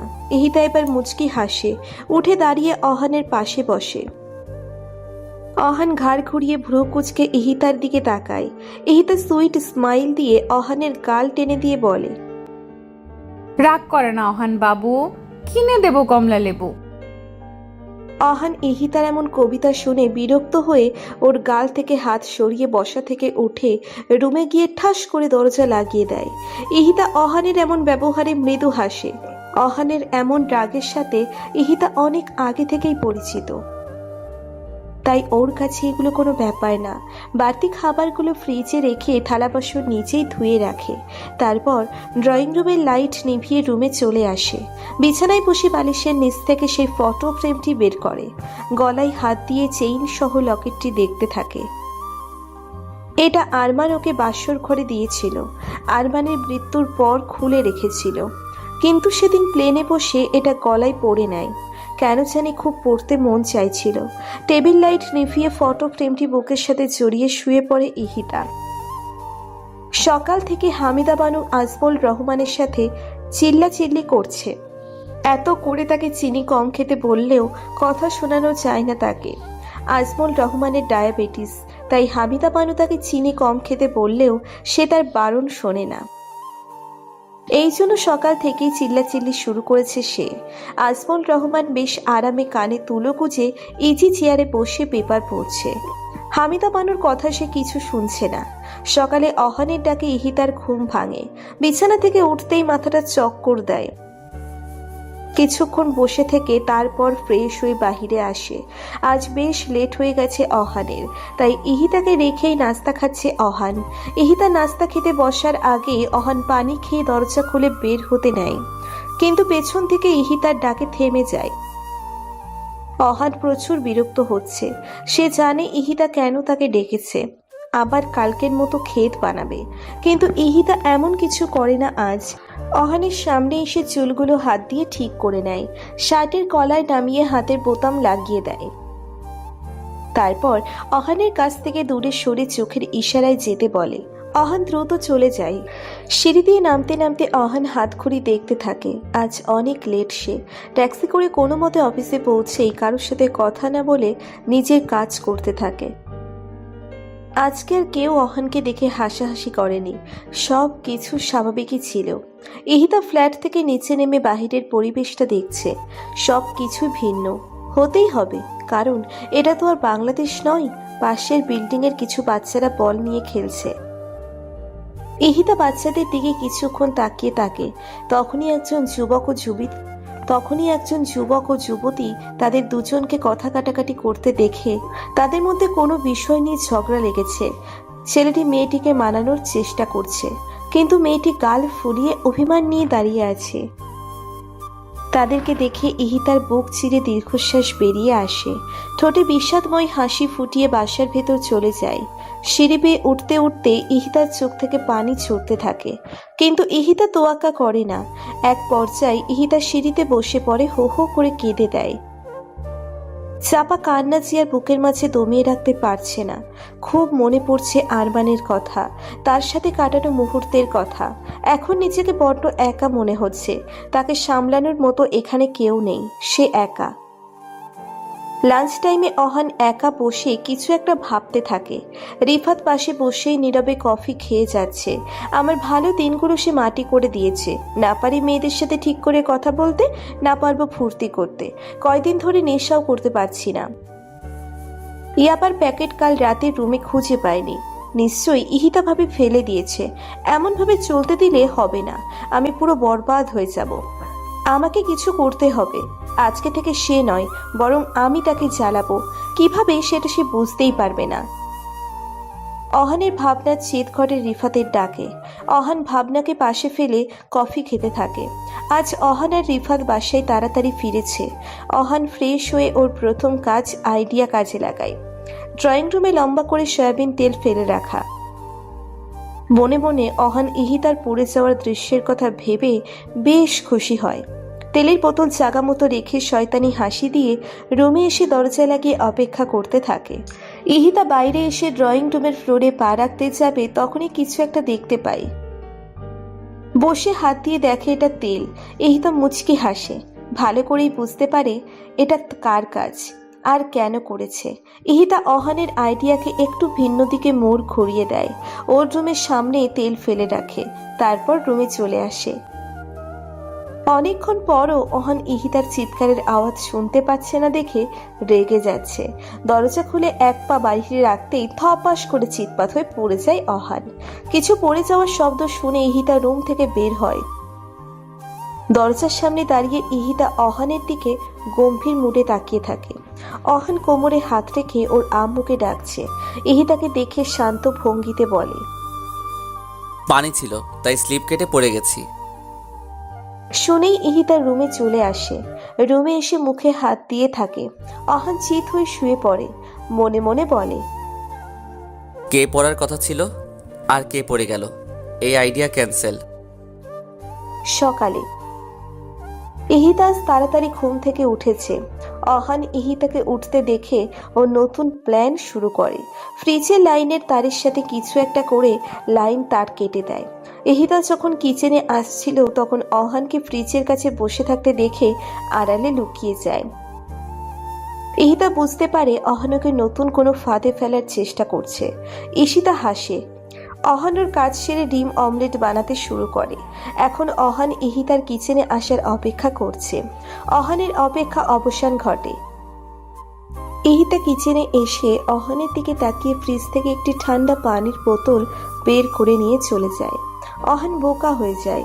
এতক্ষণে তো ইহিতার কারেন্টের শক খাওয়ার কথা, খেলো না কেন? ফ্রিজের সামনে এসে বিষয়টা ভালো করে পর্যবেক্ষণ করলো। তারপর এক হাত দিয়ে ফ্রিজ খুলতে নিলেই চরমভাবে শকড খায়। শক খেয়ে কাঁপছে অহান। একটু পরেই আপনা আপনি শক খাওয়া বন্ধ হয়ে যায়। হাত সরিয়ে নিয়ে অহান জোরে জোরে নিঃশ্বাস নেয়। ইহিতা ধরলো তখন কিছু হলো না, আর আমি ধরলাম তখনই শক। রেগে কথাটা বলেই যে তারগুলো লাগিয়েছিল সেগুলো ছিঁড়ে ফেলে অহান। রাগে কিচেন থেকে বের হয়ে যায়। ইহিতা কিচেনে এসে অহানের এমন অবস্থা দেখে অনেক মজা পায়। কিচেন থেকে বেরিয়ে রুমে চলে যায়। আসলে ইহিতা যখন পানি নিতে ফ্রিজের কাছে আসবে তার আগেই মেইন সুইচ অফ করে দেয়। তাই নিঃসংকোচে ফ্রিজ থেকে পানি নিয়ে চলে যায় এবং মেইন সুইচ অন করে দেয়। যখনই অহান ফ্রিজ খোলার জন্য হাত বাড়ায় তখন সে শক খায়। বেচারা অহান তার কাছে এসব বেমালুম। 3 দিন কেটে যায়। অহান এই 3 দিনে ইহিতাকে ওর ফাঁদে ফেলতে পারেনি। কোনো না কোনো ভাবে ইহিতা অহানের ফাঁদে ধরে ফেলেছে। অহান আর ইহিতা এমন লুকোচুরি খেলা বেশ ভালোই চলেছে এই 3 দিনে। শেষে অহান হার মেনে নেয়। আজ অহানের অফ ডে, তাই সে ইহিতাকে নিয়ে ঘুরতে বের হয়। তাও ওর আম্মুর কথায়। অহান রাজি ছিল না। চায়নার একটি বড় পার্কে আসে ওরা দুজন। ইহিতা সেখানকার বাকি মানুষদের দিকে তাকিয়ে থাকে। কারো নাক বোঝা, কারো চোখের নিচের অংশ ফুলানো, মানে চায়নাদের দেখতে যেমন হয় আর কি। তাদের ভাষা শুনে ইহিতা কিছুই বুঝতে পারে না, কিন্তু অহান বুঝতে পারে এবং কথাও বলতে পারে। ইহিতা অহানকে নিয়ে একটি দোকানে আসে। সেখানে বিভিন্ন রঙের গোল গোল ললিপপ বিক্রি করছে। ইহিতা অহানকে কিনে দিতে বললে অহান প্রথমে মুখ ঘুরিয়ে রাখলেও পরে কিনে দেয়। ইহিতা নিজের ও অহানের জন্য ললিপপ নেয়। মজা করে ইহিতা ললিপপ খেলেও অহান হাতে নিয়ে বিরক্তিকর ভাব নিয়ে হাঁটছে। ইহিতা অহান একটা বেঞ্চে বসে। অহান মুখ ভার করে রাখে আর ইহিতা ললিপপ খেতে থাকে। তখনই ইহিতার নজর কিছু বাচ্চাদের উপর পড়ে। তারা কানামাছি খেলছিল। ইহিতা অহানের হাতে ওর খাওয়া ললিপপটা ধরিয়ে দিয়ে বাচ্চাদের কাছে যায়। অহান বিরক্ত ও রাগ নিয়ে ইহিতার খাওয়া ললিপপটার দিকে তাকিয়ে বলে, এটা আমার হাতে দেওয়ার কি হলো? ধ্যাত। বলেই ফেলে দিতে নিলে পরক্ষণেই হাতেই রাখে। বলে, ফেলে দিলে যদি আবার আম্মুর কাছে নালিশ দেয়? বলা তো যায় না। বিরক্ত হয়ে হাতেই ধরে রাখে ললিপপ। অনেকক্ষণ পর ইহিতা ফিরে এসে অহানের হাত থেকে ললিপপ নিয়ে খেতে যাবে, তখন অহান সেটা ফেলে দেয়। ইহিতা রাগ নিয়ে চোখ ছোট ছোট করে অহানের দিকে তাকাতেই অহান বলে, আসলে অনেকক্ষণ পর্যন্ত ললিপপটা খোলা ছিল, তাই ফেলে দিয়েছি। আপনি আমারটা নিন। বলেই অহান ওর ললিপপটি ইহিতার দিকে এগিয়ে দেয়। ইহিতা অহানের কথা শুনে ঘাড় হালকা কাত করে বলে, বাবা, যে কিনা এই 3 দিন ধরে আমার ক্ষতি করার জন্য উঠে পড়ে লেগেছে, আজ সে আমাকে তার নিজের ললিপপ দিচ্ছে। অহান চট করে ঘাড় গড়িয়ে দেয়। মনে মনে বলে, শিট, ইহিতা এটা জানলো কিভাবে? তারপর পরক্ষণেই ঘাড় ঘুরিয়ে কথা পাল্টে বলে, না খেলে আমি খেয়ে নিচ্ছি। কথাটা শুনেই ইহিতা চট করে অহানের হাত থেকে ললিপপ নিয়ে অহানের গাল টেনে টেনে বলে, না না পিচ্চি, অহান দিয়েছে, আর আমি খাবো না। ধন্যবাদ অহান। বলেই উঠে চলে যায় ইহিতা। অহান গালে দুহাত রেখে ইহিতার যাওয়ার পানে তাকিয়ে বলে, আমার গাল এবার ঝুলেই যাবে। এই কয়দিনে যা টেনেছে, কথায় কথায় খালি গাল টানে, ফাজিল একটা। অনেকক্ষণ অহান ইহিতা সেখানে বসে সময় কাটায়। ইহিতার মনটা আজ বেশ ফুরফুরা হয়ে গেছে। অনেকদিন পর এতটা খুশি হয়েছে সে। সেখান থেকে যাওয়ার সময় রাস্তার পাশেই ইহিতা একজন ছোট্ট 4-5 বছরের মেয়ে ও অন্ধ একটি বৃদ্ধ লোককে দেখতে পায়। সামনে একটি থালা রেখে ভিক্ষা চাইছে তারা। ইহিতার খুব খারাপ লাগে। অহানকে টেনে তাদের সামনে নিয়ে এসে বলে, অহান, আমাকে কিছু টাকা দাও। এই ছোট লোকদের দিবেন? মুখটা বন্ধ রাখো আর টাকা দাও। অহান টাকা না দিয়ে তাদের সামনে রাখা থালায় লাথি মেরে দূরে ফেলে দেয়। রেগে জোরে জোরে বলে, এদের মতো ছোট লোকদের জন্য আমি টাকা উপার্জন করি না। আপনার দিতে মন চাইলে আপনি নিজে দিন। বলেই চলে যেতে নিলে ইহিতা দাঁত কিরবির করে অহানের শার্টের কলার ধরে টেনে ওর সামনে দাঁড় করায়। দাঁত মুখ খিচে বলে, ছোট লোক তারা নয়, ছোট লোক তুমি, তোমার মন। তুমি কি পশু? নিশ্চয়ই না। এদের মতোই সাধারণ মানুষ, যারা মানুষকে দান করে, মানুষের সাহায্যে এগিয়ে যায়, তারাই বড় মনের মানুষ হয়। তোমার মতো জঘন্য লোকেরা কখনোই বড় মনের মানুষও বড় লোক হতে পারে না। ভুলে যেও না তুমি একজন মুসলিম ঘরের ছেলে। তোমার উপর জাকাত ফরজ হয়েছে অনেক আগেই। মানুষকে ভালোবাসতে শেখো। সব সময় গরিবের থালে লাথি মেরে তাদের অপমান করে নিজেকে বড় মনে করো না। আর তুমি এসব লোকদেরই ছোট লোক বলে মনে করি। কথাগুলো এক নিঃশ্বাসে বলেই ইহিতা সেই প্লেট ও টাকাগুলো কুড়িয়ে তাদের সামনে রেখে দেয়। সঙ্গে কিছু টাকাও তাদের প্লেটে দিয়ে অহানকে রেখেই আগে আগে হাঁটতে থাকে। অহান একইভাবে দাঁড়িয়ে আছে। বেশ আশ্চর্য হচ্ছে সে। ইহিতার লাস্টের কথা শুনে অহান এখনো ঘোরের মাঝে আছে। ওর মাথায় আজ কাজ করছে না। ইহিতা কি করে জানলো সবসময় তাদের সাথে এমন আচরণ করে, গরিব মানুষদের অপমান করে? সব তালগোল পাকিয়ে যাচ্ছে। কে ওর বিষয়ে সবকিছু ইহিতাকে বলল? কে? অহান সেখান থেকে চলে যাওয়ার আগে একবার তাদের দিকে তাকায়, তারপর চোখ সরিয়ে চলে যায়। ইহিতা রোডের পাশে দাঁড়িয়েছিল। অহান ইহিতাকে দেখতে পেয়ে সেখান থেকে ট্যাক্সি নেয়। অহান আগে ট্যাক্সিতে উঠে বসে। ইহিতা ওর পাশে না বসে ড্রাইভারের সিটে বসে। এতে অহান ও ড্রাইভার কিছুটা অবাক হয়, তবুও তারা কিছু বলে না, চুপ করে থাকে। ড্রাইভার গাড়ি চালাতে থাকে। অহান বুঝতে পেরেছে ইহিতা বেশ রেগে আছে ওর উপর। ওরা পৌঁছে যায়। অহান রিফাতের ফ্ল্যাটে আসে। রাগী ভাব নিয়ে সোফায় চুপ করে বসে থাকে। রিফাত অহানের চেহারায় রাগের আভা দেখে ওর পাশে বসে বলে, কিছু হয়েছে কি? অহান রাগী কণ্ঠে তীক্ষ্ণ নজরে রিফাতের দিকে তাকিয়ে বলে, বিয়ার আছে? না, জানিস তো আমি এসব খাই না। অহান রিফাতের উপর থেকে নজর সরিয়ে নেয়। রাগী দৃষ্টিতে কিছুক্ষণ ফ্লোরের দিকে তাকিয়ে থাকে। এরপর কিছু না বলেই ফ্ল্যাট থেকে বের হয়ে যায়। বাসায় না গিয়ে বেরিয়ে আসে বাহিরে। জোরে জোরে ফুটপাত দিয়ে হাঁটতে থাকে। সামনেই একটি বার ছিল। ভেতরে যাওয়ার জন্য পা বাড়াতেই ইহিতার কথা মনে করে থেমে যায়। রাগে চোখ বন্ধ করে সামনে থাকা দেওয়ালে ঘুষি মারে। তারপর আবার রাস্তা দিয়ে হাঁটতে থাকে। ভেতরে যাওয়ার জন্য পা বাড়াতেই ইহিতার কথা মনে পড়ে থেমে যায়। রাগী চোখ বন্ধ করে সামনে থাকা দেয়ালে ঘুষি মারে। তারপর আবার রাস্তা দিয়ে হাঁটতে থাকে। সারাদিনে আহান বাসায় যায়নি। একটি পার্কে বসে সময় কাটিয়েছে। এখন রাত 9টা বাজে। ইহিতা লাইফে আসার পর জীবন নষ্ট হয়ে গেছে। না পারছে ঠিকমতো বাঁচতে, না পারছে ঠিকমতো চলতে। সব সময় তার কথা অনুযায়ী চলতে হয়। এভাবে চলতে থাকলে পাগল হয়ে যাবে। কথাগুলো মনে মনে ভাবছে আর হাঁটছে অহান। হঠাৎ আকাশে বিদ্যুৎ চমকালো। সাথে জোরে বাতাসও বইতে শুরু করেছে। মনে হয় খুব জোরে বৃষ্টি হবে। কিছু দূর যেতেই খুব জোরে বৃষ্টি শুরু হয়। রাস্তায় যে মানুষজন ছিল তারা দৌড়তে শুরু করে। কেউ কেউ ছাউনির নিচে দাঁড়িয়ে আছে, কেউ গাছের নিচে। বৃষ্টি থামার অপেক্ষা করছে তারা। কিন্তু অহান এসব তোয়াক্কা না করে ধীরে ধীরে পায়ের সামনের দিকে এগিয়ে যাচ্ছে। মনে আছে একরাশ ক্রোধ। সেটা শুধু ইহিতাকে নিয়ে। আর থাকবে নাই বা কেন? যে ছেলে অফিসের ভিতরেও বাহিরে মেয়েদের সাথে ফ্লার্ট করত, সব ধরনের নেশা জাতীয় দ্রব্য পান করত, গরিব অসহায় মানুষের সাথে খারাপ ব্যবহার করত, সুযোগ পেলে মেয়েদের সাথে রাত কাটাতো, তার কি আর এমন লাইফ ভালো লাগে? সে নিশ্চয়ই চাইবে না তার জীবনটা এমনই থাকুক সব সময়। সে তো তার আগের লাইফে যেতে চায়। এমন বোরিং লাইফ সে চায় না। ভীষণ রাগ হয় তার ধারণা আশেপাশের মানুষ এখন তাকে দেখে হেসে মজা নিচ্ছে, কানাঘুষা করছে, যেগুলো অহানের কাছে খুব বিষাক্ত মনে হচ্ছে। বৃষ্টিতে ভিজে ভিজে 11টার দিকে বাসায় আসে অহান। কলিং বেল বাজাতেই দরজা খুলে দেয় ইহিতা। অহানকে ভেজা অবস্থায় দেখে ইহিতা ভারী কণ্ঠে প্রশ্ন করে, এতক্ষণ কোথায় ছিলে? ভিজলে কেন?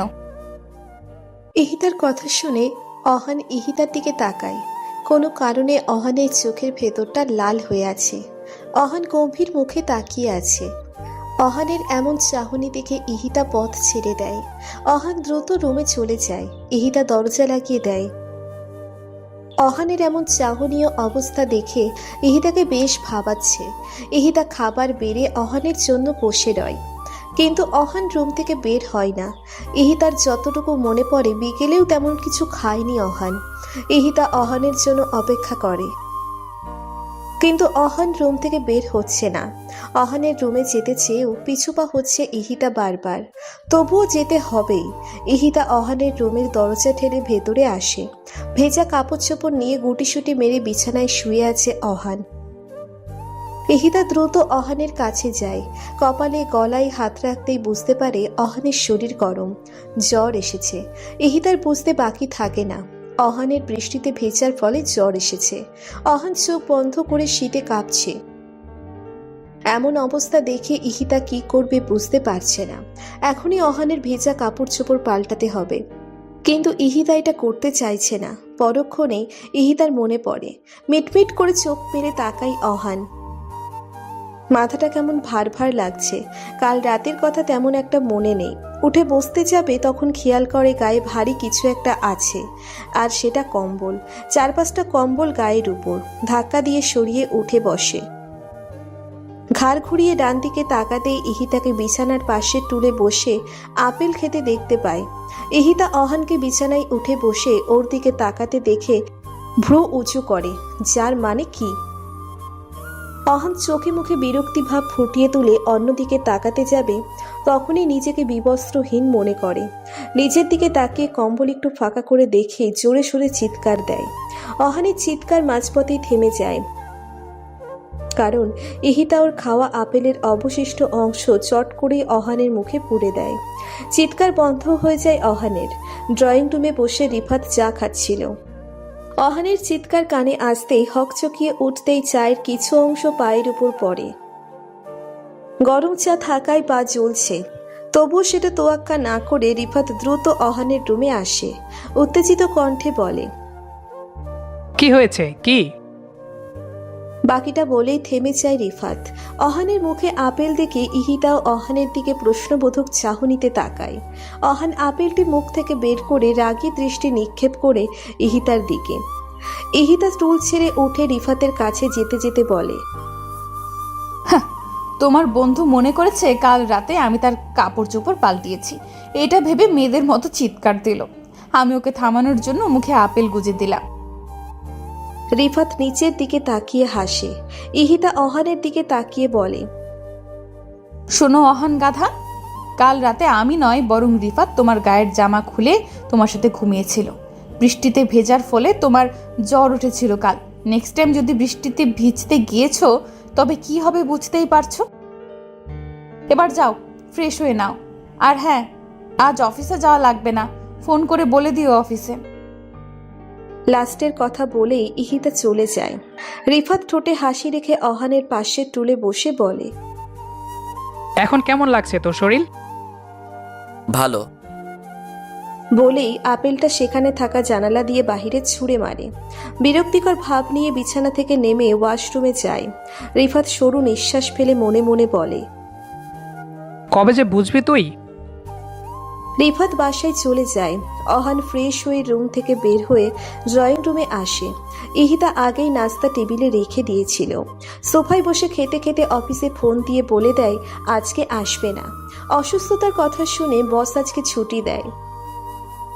অহান খাবার খেয়ে বাহিরে যেতে নিলে ইহিতা হাত বগল দাবা করে দাঁড়িয়ে পেছন থেকে ডাক দেয়। অহান থেমে গিয়ে পিছনে ফিরে তাকায়, জানে সে কি বলবে। ইহিতা বলে, অফিসে যেতে নিষেধ করেছি অসুস্থতার জন্য, বাইরে ঘোরার জন্য নয়।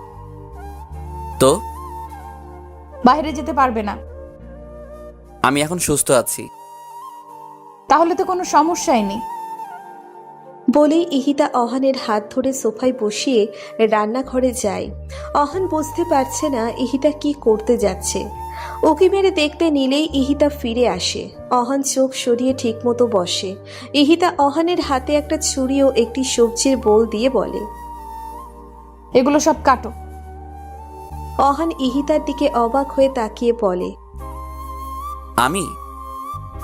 তুমি ছাড়া এখানে উপস্থিত আর কেউ নেই, আর সকালের নাস্তা আমি বানিয়েছি, তাই এখন তুমি আমায় হেল্প করবে। অহান অকপটে কাট কাট কণ্ঠে বলে, পারবো না।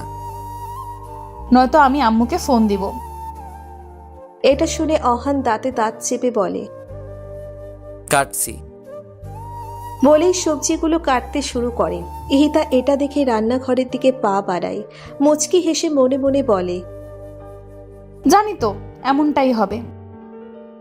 মুখে বিরক্তিকর ঝুলিয়ে রেখে সবজিগুলো কাটছে অহান। কিভাবে যে এই জ্বালা যন্ত্রণা থেকে মুক্তি পাবে নিজেও জানে না। মন চাইছে ছুরি দিয়ে ইহিতাকে মেরে দিতে, কিন্তু এমনটা করার সাহস ওর মধ্যে বিন্দু মাত্রও নেই। খুব দ্রুত সবজি কেটে রান্নাঘরে রেখে আসে। সোফায় এসে বসতেই ইহিতা কতগুলো সিদ্ধ করা মটরশুঁটি দিয়ে যায় খোসা ছাড়ানোর জন্য। অসহায় চোখে ইহিতার দিকে অহান তাকায়।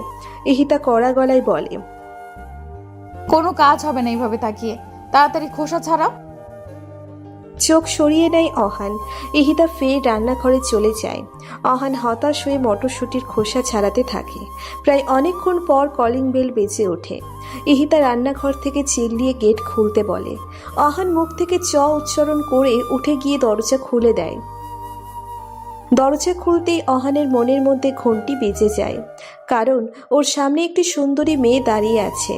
আর এই মেয়েটি নতুনে ওর পাশের ফ্ল্যাটে শিফট হয়েছে। মেয়েটিকে দেখে বাংলাদেশি বলে মনে হচ্ছে। মেয়েটি মুচকি হেসে অহানের উদ্দেশ্যে বলে, আপনি বাংলাদেশি? অহান মাথা ঝাঁকিয়ে বলে। হ্যাঁ। মেয়েটি খুশি হয়ে বলে, ওয়াও, আসলে আমি নতুন ভাড়াটিয়া, আপনি কি আমাকে হেল্প করতে পারবেন? কথাটা শুনেই অহান গোলে হালুয়া হয়ে যায়।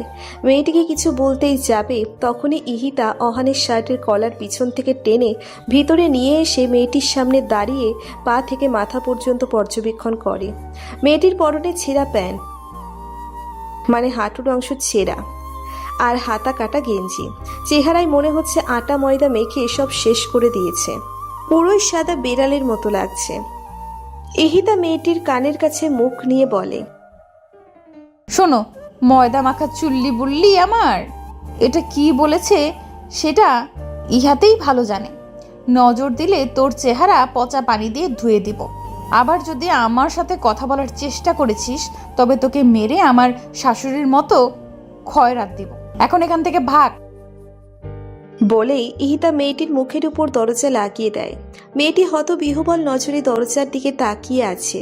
সামান্য হেল্প চাওয়ার জন্য এত কথা শুনতে হলো। মাথা চুলকাতে চুলকাতে চলে যায় তার ফ্ল্যাটে। ইহিতা পিছনে ঘুরে অহানের দিকে তাকিয়ে চোখের ইশারায় হাত দিয়ে গলা কেটে ফেলার ভয় দেখিয়ে কিচেনে চলে আসে। অহান ইহিতার এমন ভয়াবহ ওয়ার্নিং দেখে বুকে হাত দিয়ে সোফায় বসে পড়ে। চোখের মনি এদিক সেদিক নাড়িয়ে জোরে নিঃশ্বাস নেয়। সারাদিন ইহিতা অহানকে ছোট ছোট টর্চার করেছে।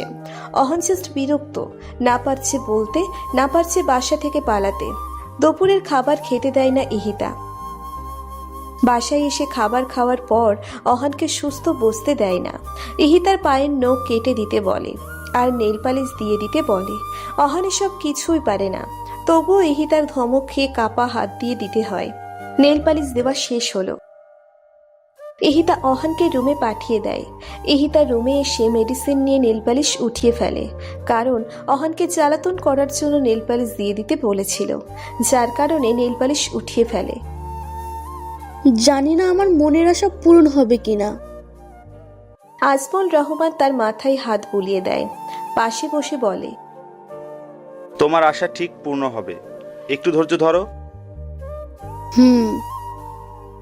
অবশ্যই, ভরসা রাখো তার উপর। চোখ বন্ধ করে আর একবার বড় নিঃশ্বাস ছাড়লেন। ইহিতার রুমে এসে আয়নার সামনে দাঁড়ায়। গলার চেইনের দিকে নজর পড়তেই ইহিতার আরমানের কথা মনে পড়ে। খুলে হাতে নেয়, ডুব দেয় ভাবনার জগতে। আজ ইহিতা ও আরমানের বাসর রাত। প্রচণ্ড ভয়ের মধ্যে আছে ইহিতা। ইহিতা এই রাতের জন্য মোটেও প্রস্তুত নয়। এসেই যদি স্বামিত্ব ফলাতে চাই, এটা ভেবে অনেক বেশি আতঙ্কের মধ্যে আছে। বিয়ের আগে আরমানের সাথে একবার কথা হয়েছিল ইহিতার, তাও টুকটাক। দুই পক্ষের সম্মতিতে খুব দ্রুত ওদের বিয়ে হয়, যার কারণে দুজন দুজনার সম্পর্কে কিছুই জানে না। কিন্তু এমনটা হয় না। আরমান যথেষ্ট শান্তশিষ্ট, নম্র, ভদ্র ছিল। প্রথমে ইহিতার পাশে বসে, তারপর কথা বলে। আপনি কি ভালো আছেন? এহিতা আরমানের কণ্ঠ এত সুন্দর শুনে অনেকটা স্বস্তি পায়, মনে মনে বেশ খুশিও হয়। জি ভালো। আপনি কেমন আছেন? ভালো। এইটুকু বলে আরমান ও ইহিতা দুজনেই চুপ করে থাকে। ইহিতা বিব্রত বোধ করছে। ইহিতা মুখে কিছু না বলে মাথা দুলিয়ে হ্যাঁ সম্মতি দেয়। তারপর আরমান ইহিতার হাত ধরে। ইহিতার মনের মধ্যে খচ করে ওঠে। ভয়তে মাথা নত করে চুপ করে দাঁড়িয়ে থাকে। আরমান নরম স্বরে ইহিতাকে বলে, আমি জানি আপনি ভয় পাচ্ছেন আমাকে। ভয় পাবেন না। আমরা আগে একে অপরের বিষয়ে ভালোভাবে জানবো, বন্ধু হব, তারপর আমাদের মাঝে ঘনিষ্ঠ সম্পর্ক হবে। তার আগে নয়। আপনি নিশ্চিন্তে থাকতে পারেন, বিনা অনুমতিতে আমি আপনাকে স্পর্শ করব না। ইহিতা আরমানের কথাগুলো শুনে যেমন অবাক হচ্ছে তেমনি ভালো লাগছে। মনের মধ্যে আরমানের জন্য একটা জায়গা তৈরি হয়েছে। ভাবতেও পারেনি ওর জন্য এত বড় সারপ্রাইজ রেখেছিল জীবনে। আরমান ইহিতার গলায় সেই লকেট সহ চেন পরিয়ে দেয়, যেটা এখন ইহিতার হাতে আছে। চোখ থেকে পানি স্রোতের ধারা বইতে থাকে। আজ সেই মানুষটি নেই, কিন্তু তার দেওয়া সেই প্রথম চিহ্নটা আছে। হাঁটু গেড়ে বসে পড়ে ফ্লোরে। চোখের জলগুলো গাল পেয়ে ফ্লোরের উপর ফোঁটা ফোঁটা জমে একত্রিত হচ্ছে। হারিয়ে ফেলেছে সেই মানুষটিকে, যেই মানুষটি ছায়ার মতো সব সময় ইহিতার পাশে থাকতো, ভালোবাসায় আগলে ডাকতো বাহু ডোরে। অনেকক্ষণ সেখানে বসে কান্না করে, যার কারণে মাথায় পেইন শুরু হয়। ইহিতা ফ্লোরেই শুয়ে পড়ে, চেইনটা বুকের সাথে মিশিয়ে।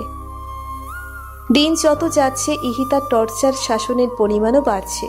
বহু কষ্টে আহান ইহিতার টর্চার মুখে বুঝে সহ্য করে নিচ্ছে। না চাইতেও অহানের ইহিতার সব কথা শুনতে হচ্ছে, যা অহানের কাছে সবচাইতে কষ্টকর বিষয় ছিল। তবুও কথা তো শুনতেই হবে। আর কথায় কথায় গাল টেনে দেওয়া তো আছেই। এই কাজটাই অহান বেশি বিরক্ত ও রাগ হয়। এটা ছাড়াও ইহিতা অহানের ফোন থেকে মেয়েদের সব নাম্বার ডিলিট করে দেয়।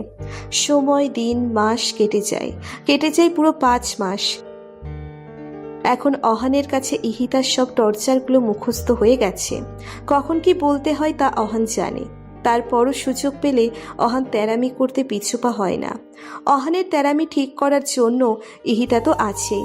এক মেডিসিনই সোজা অহান। ইহিতা অহানকে দিয়ে জামা ইস্ত্রি করাচ্ছে। ইহিতা দাঁড়িয়ে থেকে বলে দিচ্ছে কিভাবে জামা ইস্ত্রি করতে হয়। অহান ঠিক সেইভাবেই ইস্ত্রি করছে। হাত দিয়ে দেখিয়ে বলে ইহিতা, ঠিক মতো করো, ভালো করে ধরে নাও। করছি। হ্যাঁ, ঠিক মতো করো। কথা না বলে ঝরে ঝরে মেশিন দিয়ে জামা খুঁজতে থাকে। রাগে অহান দাঁত কিরমির করছে। ইহিতা অহানের কাছ থেকে চলে এসে আরাম করে সোফায় বসে আচার খাচ্ছে। কিছুক্ষণ পর অহানের কাজ শেষ হয়। ইহিতা অহানকে বলে, ফ্রিজে আইসক্রিম আছে, নিয়ে এসো। আপনি না আচার খাচ্ছেন? আইসক্রিমও খাবো। মনে মনে বলে অহান। খাদক কোথাকার। যাবে নাকি? যাচ্ছি। বলেই অহান বিরক্তি নিয়ে ফ্রিজ থেকে আইসক্রিম বের করে ঠাস করে লাগিয়ে হনহনিয়ে ড্রয়িং রুমে আসে। আইসক্রিমের বাটি ধাপ করে রাখে টেবিলের উপর। ভদ্রতা শিখো নাই? না, শিখি নাই। তার চেয়ে বড় কিছু থাকলে আমি আছি। বলেই অহান রুমে চলে আসে। ইহিতা অহানের ডাক দেখে মৃদু হাসে। ফোনের রিংটোন বাজতে থাকে। ইহিতা ফোনের স্ক্রিনের দিকে তাকিয়ে দেখে হামিদা বানু কল দিয়েছে। ফোন নিয়ে রুমে চলে আসে। হামিদা বানুর সাথে ইহিতার অনেকক্ষণ কথা হয়। ফোন কেটে দেওয়ার পর ইহিতা আইসক্রিমের বাটি ফ্রিজে রেখে গোসল করতে চলে যায়। অহান বাথটাবে বসে একা একা নিজের সাথেই কথা বলছে। জানি না কিভাবে ইহিতার কাছ থেকে মুক্তি পাবো। জীবনটা আমার অতিষ্ঠ, বরবাদ। আজকে ছুটির দিনও শান্তি নেই। হুকুম জারি করে করেই মারবে আমায়। রাগ নিয়ে গোসল সেরে বের হয় অহান। এসে টেবিলে খাবার সাজাতে থাকে। ইহিতা রুম থেকে বের হয়ে দেখে অহান খাবার বাড়ছে। ইহিতা খুশি হয়ে অহানের গাল টেনে খেতে বসে। দুজনের খাওয়া শেষ হলে বিকেলের দিকে ঘুরতে বের হয়। রাতে বাসায় এসে জানতে পারে অহান ও রিফাতের আরেকটি ফ্রেন্ড এসেছে। আর সে মেয়ে, নাম আনিকা। আনিকা ওদের সাথেই চায়না পড়তে এসেছে, তবে ওদের সেকশনে ভিন্ন ছিল। আনিকা আর্কিটেকচার নিয়ে পড়াশোনা করে। ওদের থেকে ভালো পজিশনে আছে আনিকা। 3 বছর আগে আনিকার সাথে অহানের কোনো একটি বিষয় নিয়ে ঝগড়া হয়। এরপর থেকেই আনিকা অহানের সাথে যোগাযোগ বিচ্ছিন্ন করে দেয়। রিফাতের সাথে ওর কথা হলেও অহানের সাথে কথা হয় না। অহানও আনিকার সাথে কখনো যোগাযোগ করার চেষ্টা করে না। আজ এতদিন পর আনিকা 2 দিনের ছুটি নিয়ে ইহিতা ও রিফাতের সাথে দেখা করতে এসেছে এবং এই 2 দিন রিফাতের ফ্ল্যাটেই থাকবে। আনিকা ইহিতার সাথে দেখা করতে আসে। অহান আনিকাকে দেখেও ইগনোর করে বাসা থেকেই বেরিয়ে যায়। আনিকার এতে বেশ খারাপ লাগে, কারণ ভুলটা আহানেরই ছিল। ঝগড়াটা আহানেই করেছে। ভাবি, কিছু বুঝতেছো? অহন কি ভালো হবে? জানি না, তবে আমার যথাসাধ্য চেষ্টা করছি। এতদিন পর অহানের সাথে দেখা হলো, তবুও আমার সাথে কথা বললো না। মন খারাপ করে বলে আনিকা। ইহিতা আনিকার কাঁধে হাত রেখে বলে, কষ্ট পেও না, জানোই তো আহানের রিগো একটু বেশি। দেখবে একদিন আহান কথা বলার জন্য তোমাকে খুঁজবে।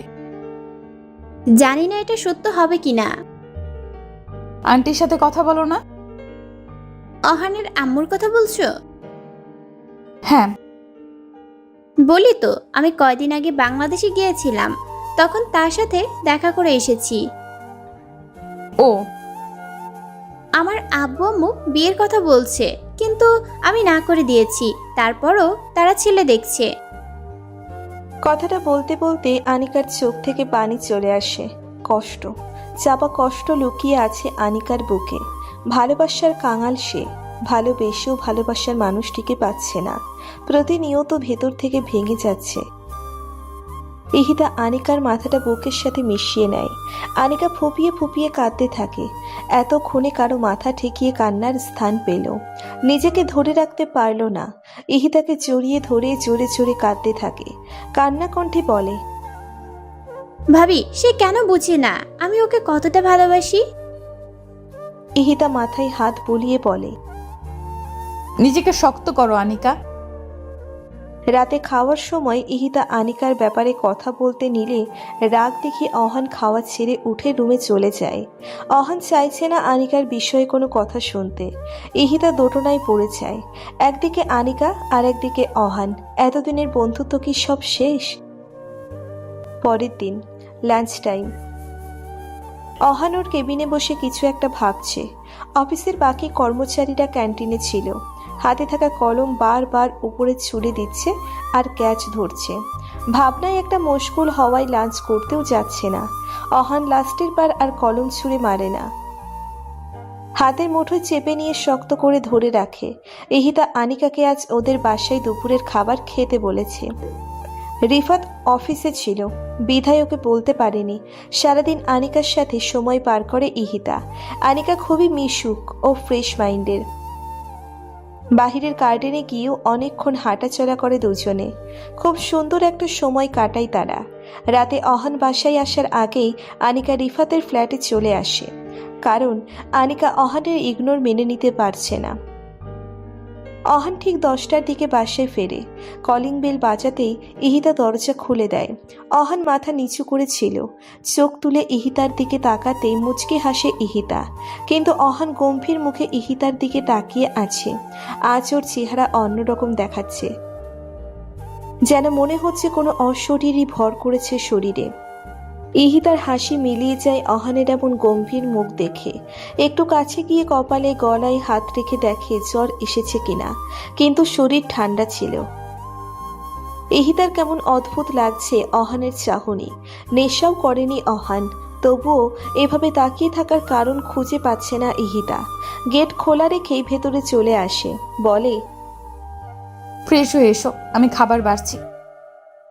অহান গম্ভীর মুখে দরজা ঠাস করে লাগিয়ে ইহিতার দিকে ঘুরে তাকায়। হাতের ব্যাগ নিচে ফেলে দেয়। ইহিতা কিছু পড়ে যাওয়ার শব্দ শুনে অহানের দিকে ঘুরে তাকায়। নিচে ব্যাগ পড়ে থাকতে দেখে অহানের দিকে তাকায়।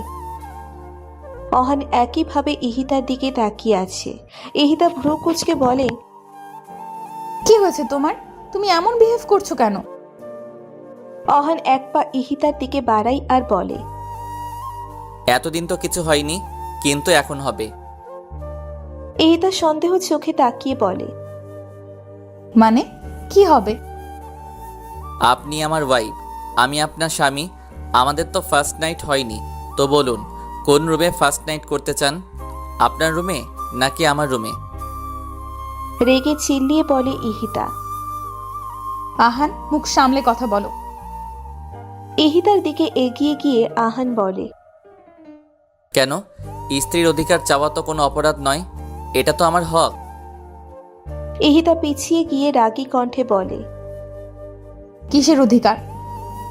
কোনো অধিকার নেই তোমার। ওখানেই দাঁড়াও, নয়তো আমি আম্মুকে ফোন দিব। দেন, আম্মুকে ফোন দেন, বলুন আমি আপনার কাছে অধিকার চেয়েছি। আরও যা বলতে মন চাই বলুন। ইহিতা চুপ হয়ে যায়।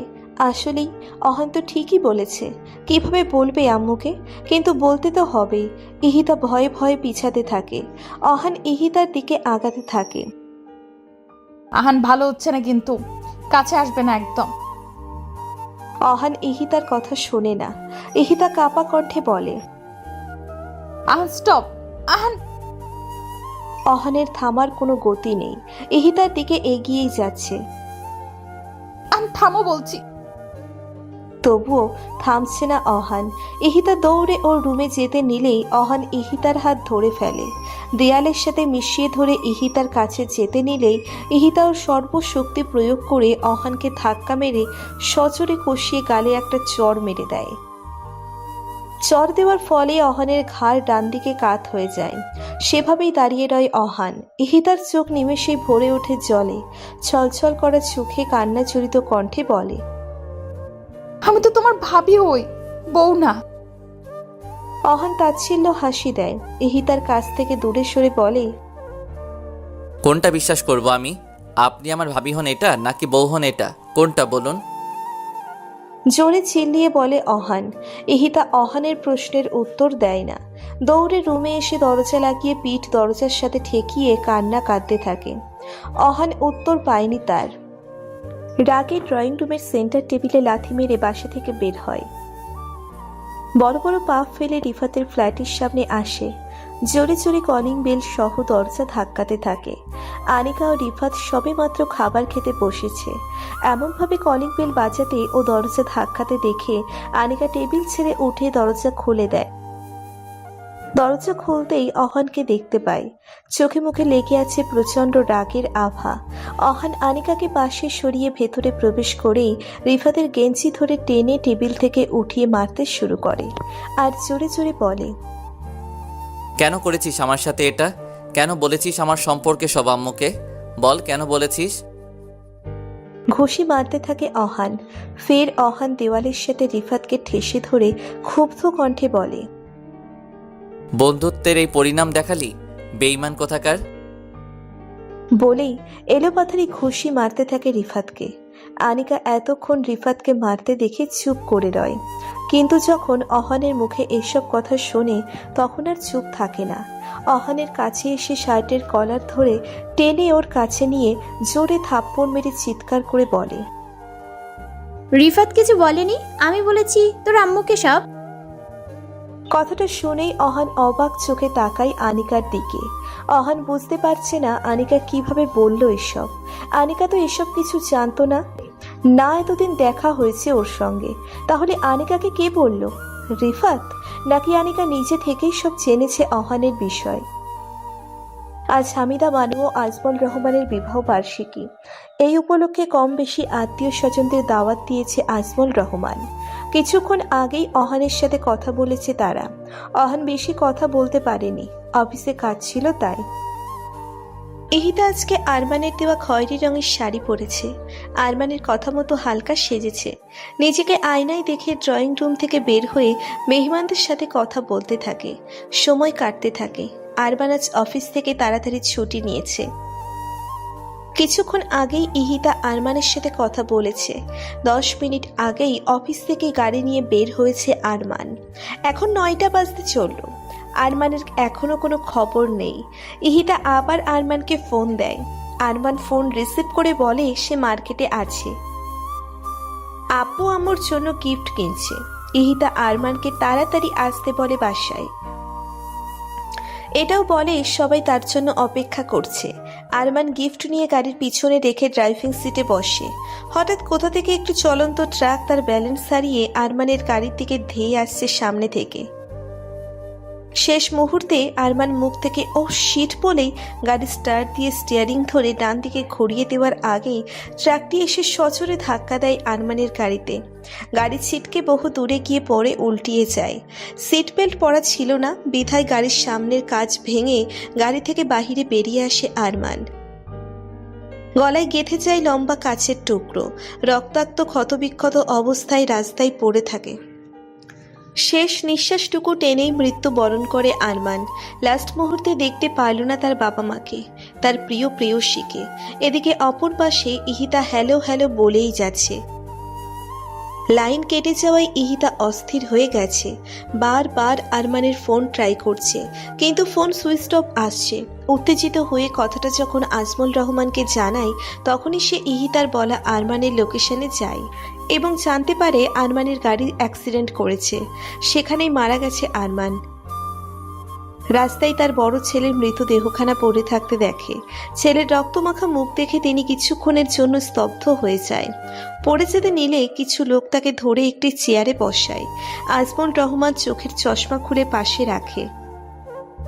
কাপা কাপা হাতে পাঞ্জাবির পকেট থেকে বাটন ফোন বের করে ইহিতার নাম্বারে ফোন দেয়। ইহিতা ফোন পেয়ে চট করে রিসিভ করে। উত্তেজিত হয়ে বারবার আজমল রহমানকে জিজ্ঞেস করে আরমানের কথা। আজমল রহমান কিভাবে বলবে বুঝতে পারছে না, কিন্তু সত্যটা তো বলতেই হবে, মেনে যে নিতে হবে, এটাই যে নিয়ম। তিনি দ্বিধাদ্বন্দ্ব ফেলে বলে ফেলে আরমানের মৃত্যুর খবর। শুনেই ইহিতা কান থেকে ফোন ফেলে মাটিতে বসে পড়ে। মনে হচ্ছে ওর দুনিয়া উল্টে গেছে। পায়ের নিচটা বেশ শূন্য মনে হচ্ছে। হামিদা বানু ফোন উঠিয়ে কানে নেয়। আজমল রহমানের কান্না শুনে বুঝে যায় সে জ্ঞান হারিয়ে ফেলে সেখানেই।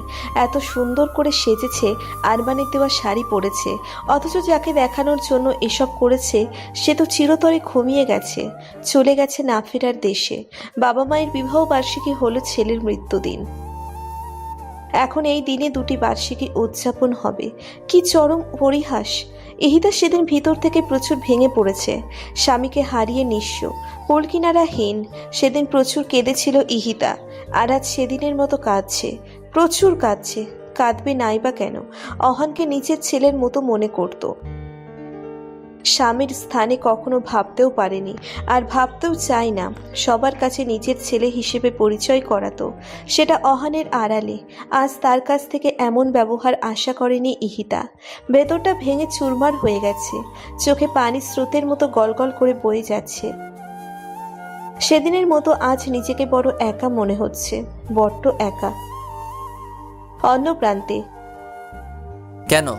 আমি তোর ভালোবাসা অ্যাকসেপ্ট করিনি তাই রিজেক্ট করেছি বলে প্রতিশোধ নিয়েছিস?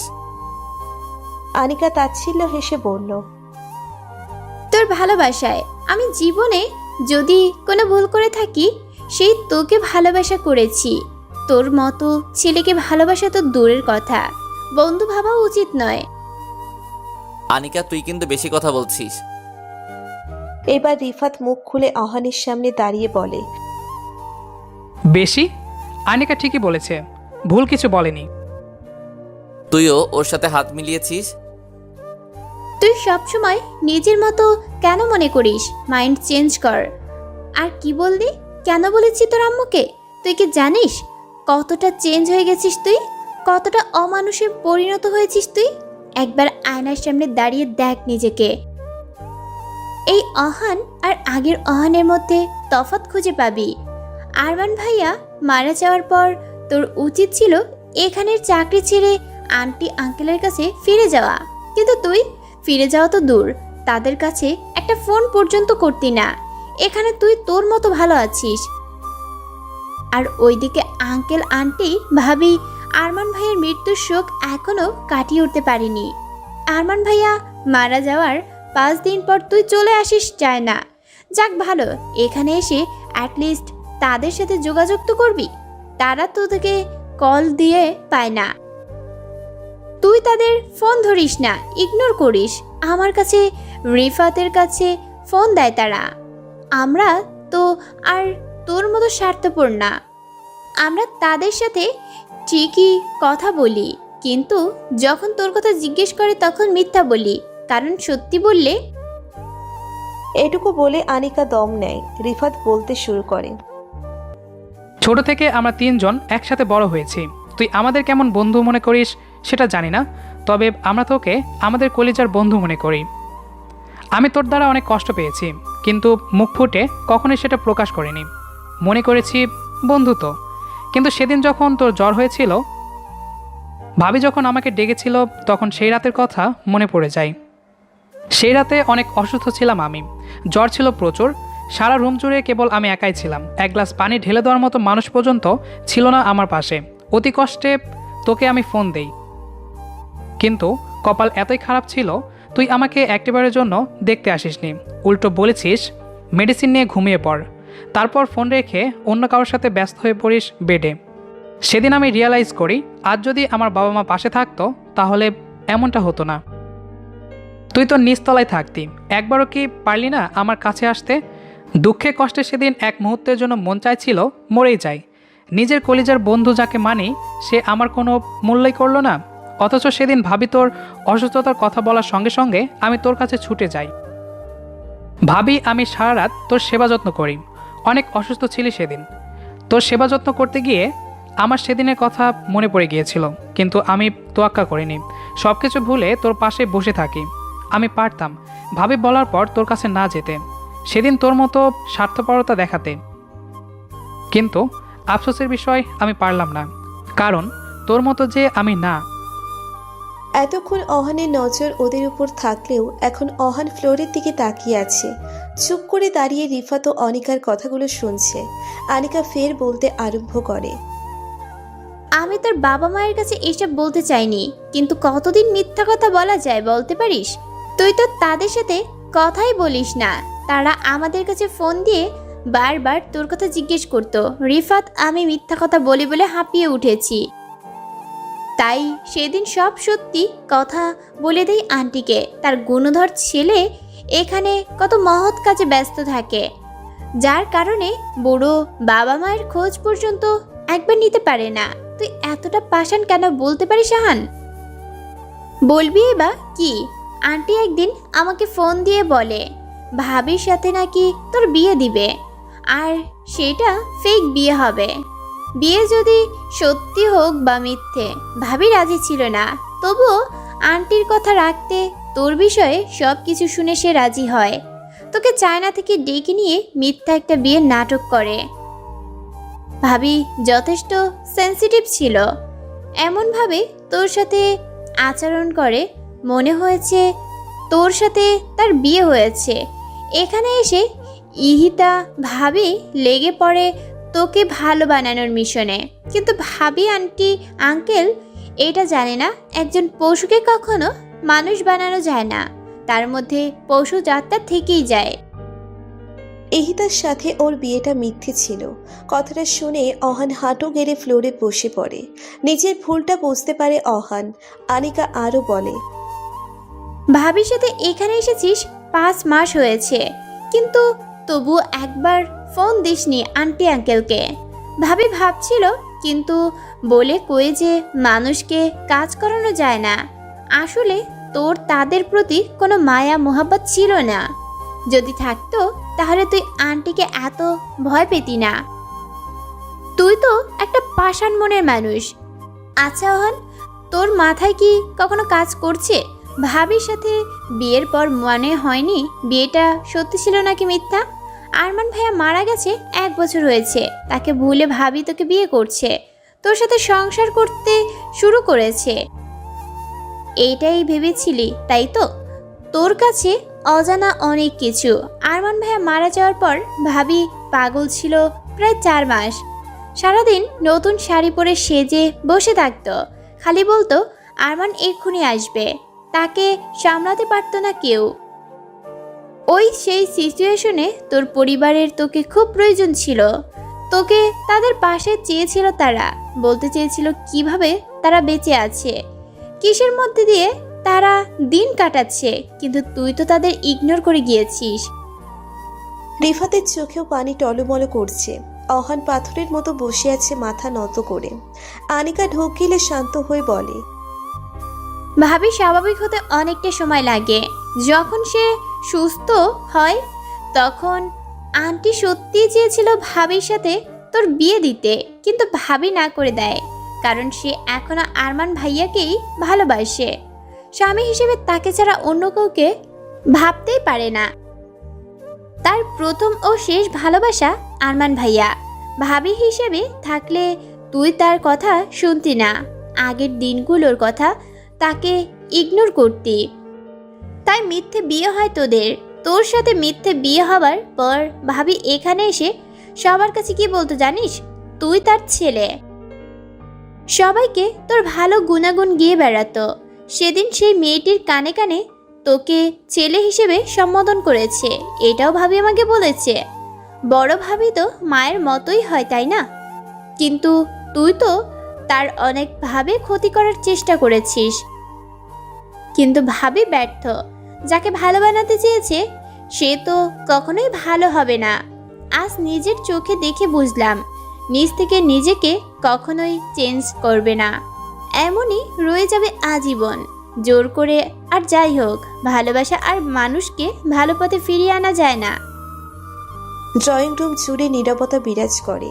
আনিকা চুপ হয়ে যাওয়ার পর ড্রয়িং রুম নীরব হয়ে যায়।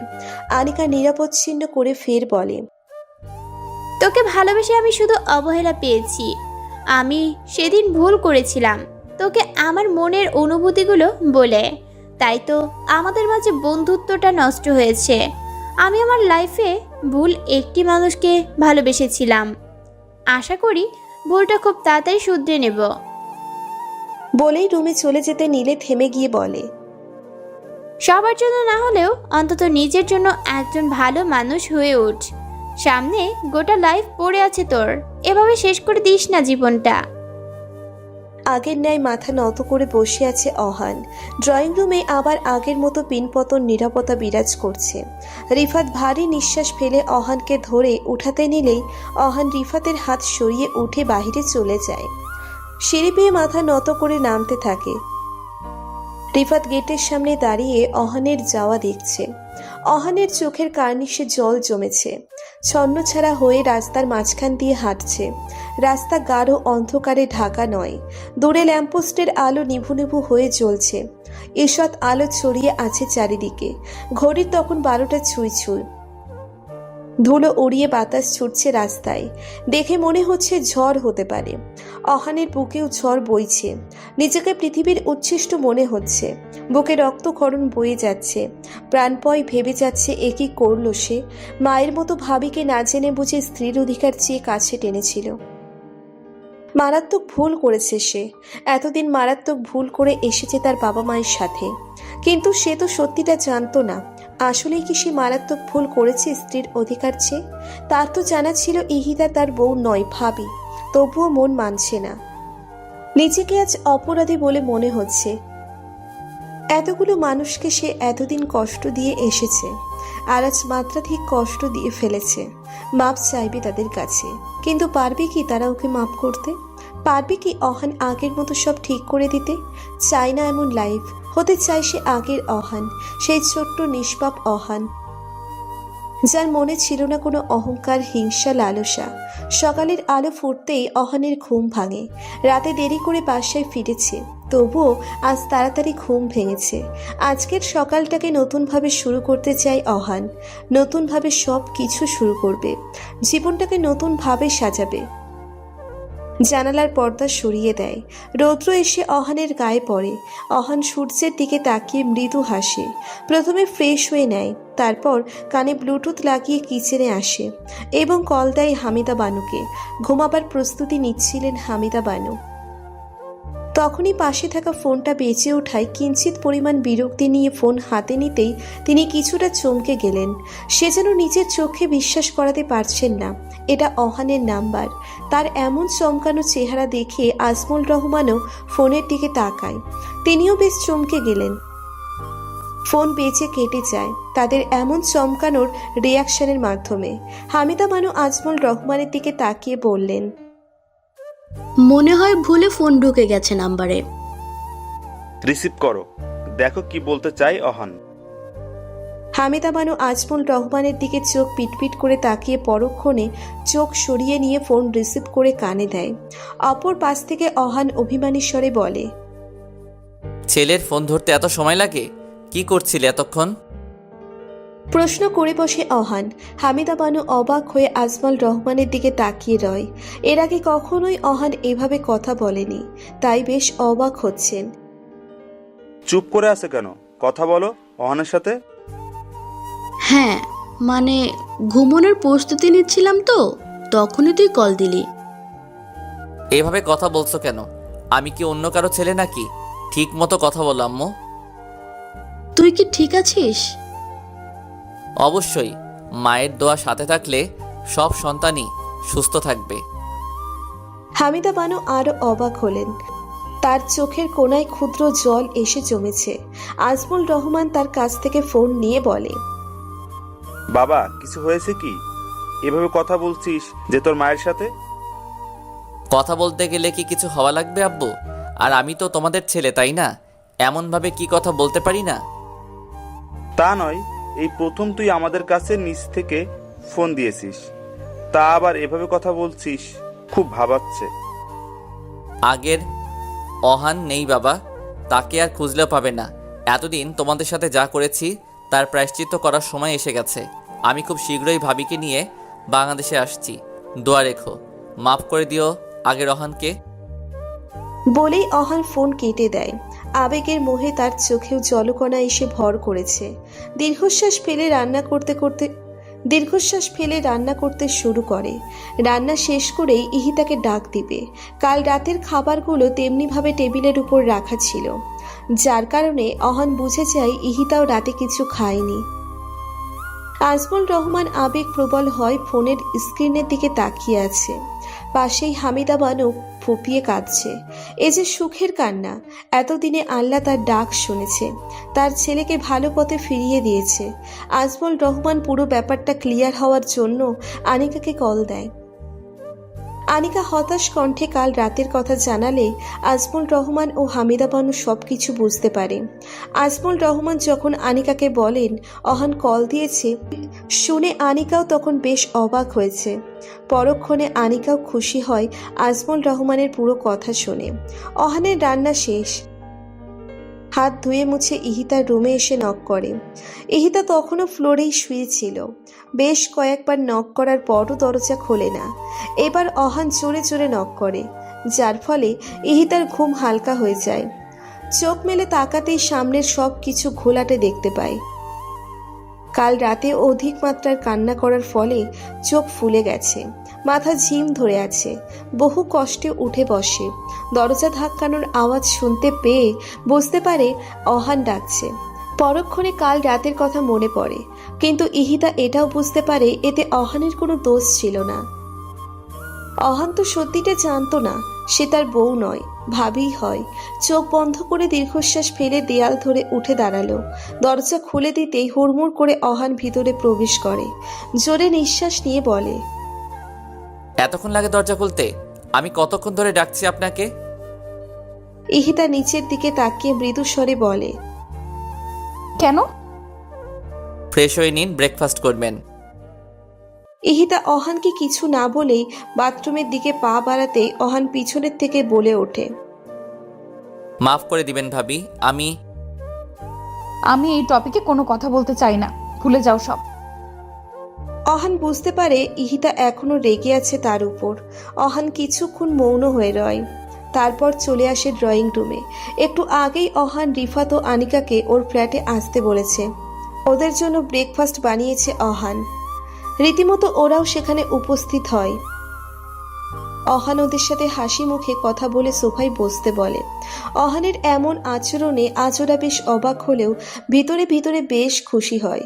অহান রিফাত ও আনিকার উদ্দেশ্যে বলে, সরি রে, এতদিন অজান্তেই তোদের অনেক কষ্ট দিয়েছি। কাল তোরা সবকিছু চোখে আঙুল দিয়ে দেখিয়ে দিয়েছিস।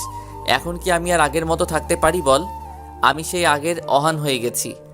যাক, যাকে তোরা চেয়েছিস মাফ করেছিস তোরা? আনিকা এক মনে অহানকে দেখছে। খুশিময় এক চিলতে হাসি ফুটে ওঠে ঠোঁটে।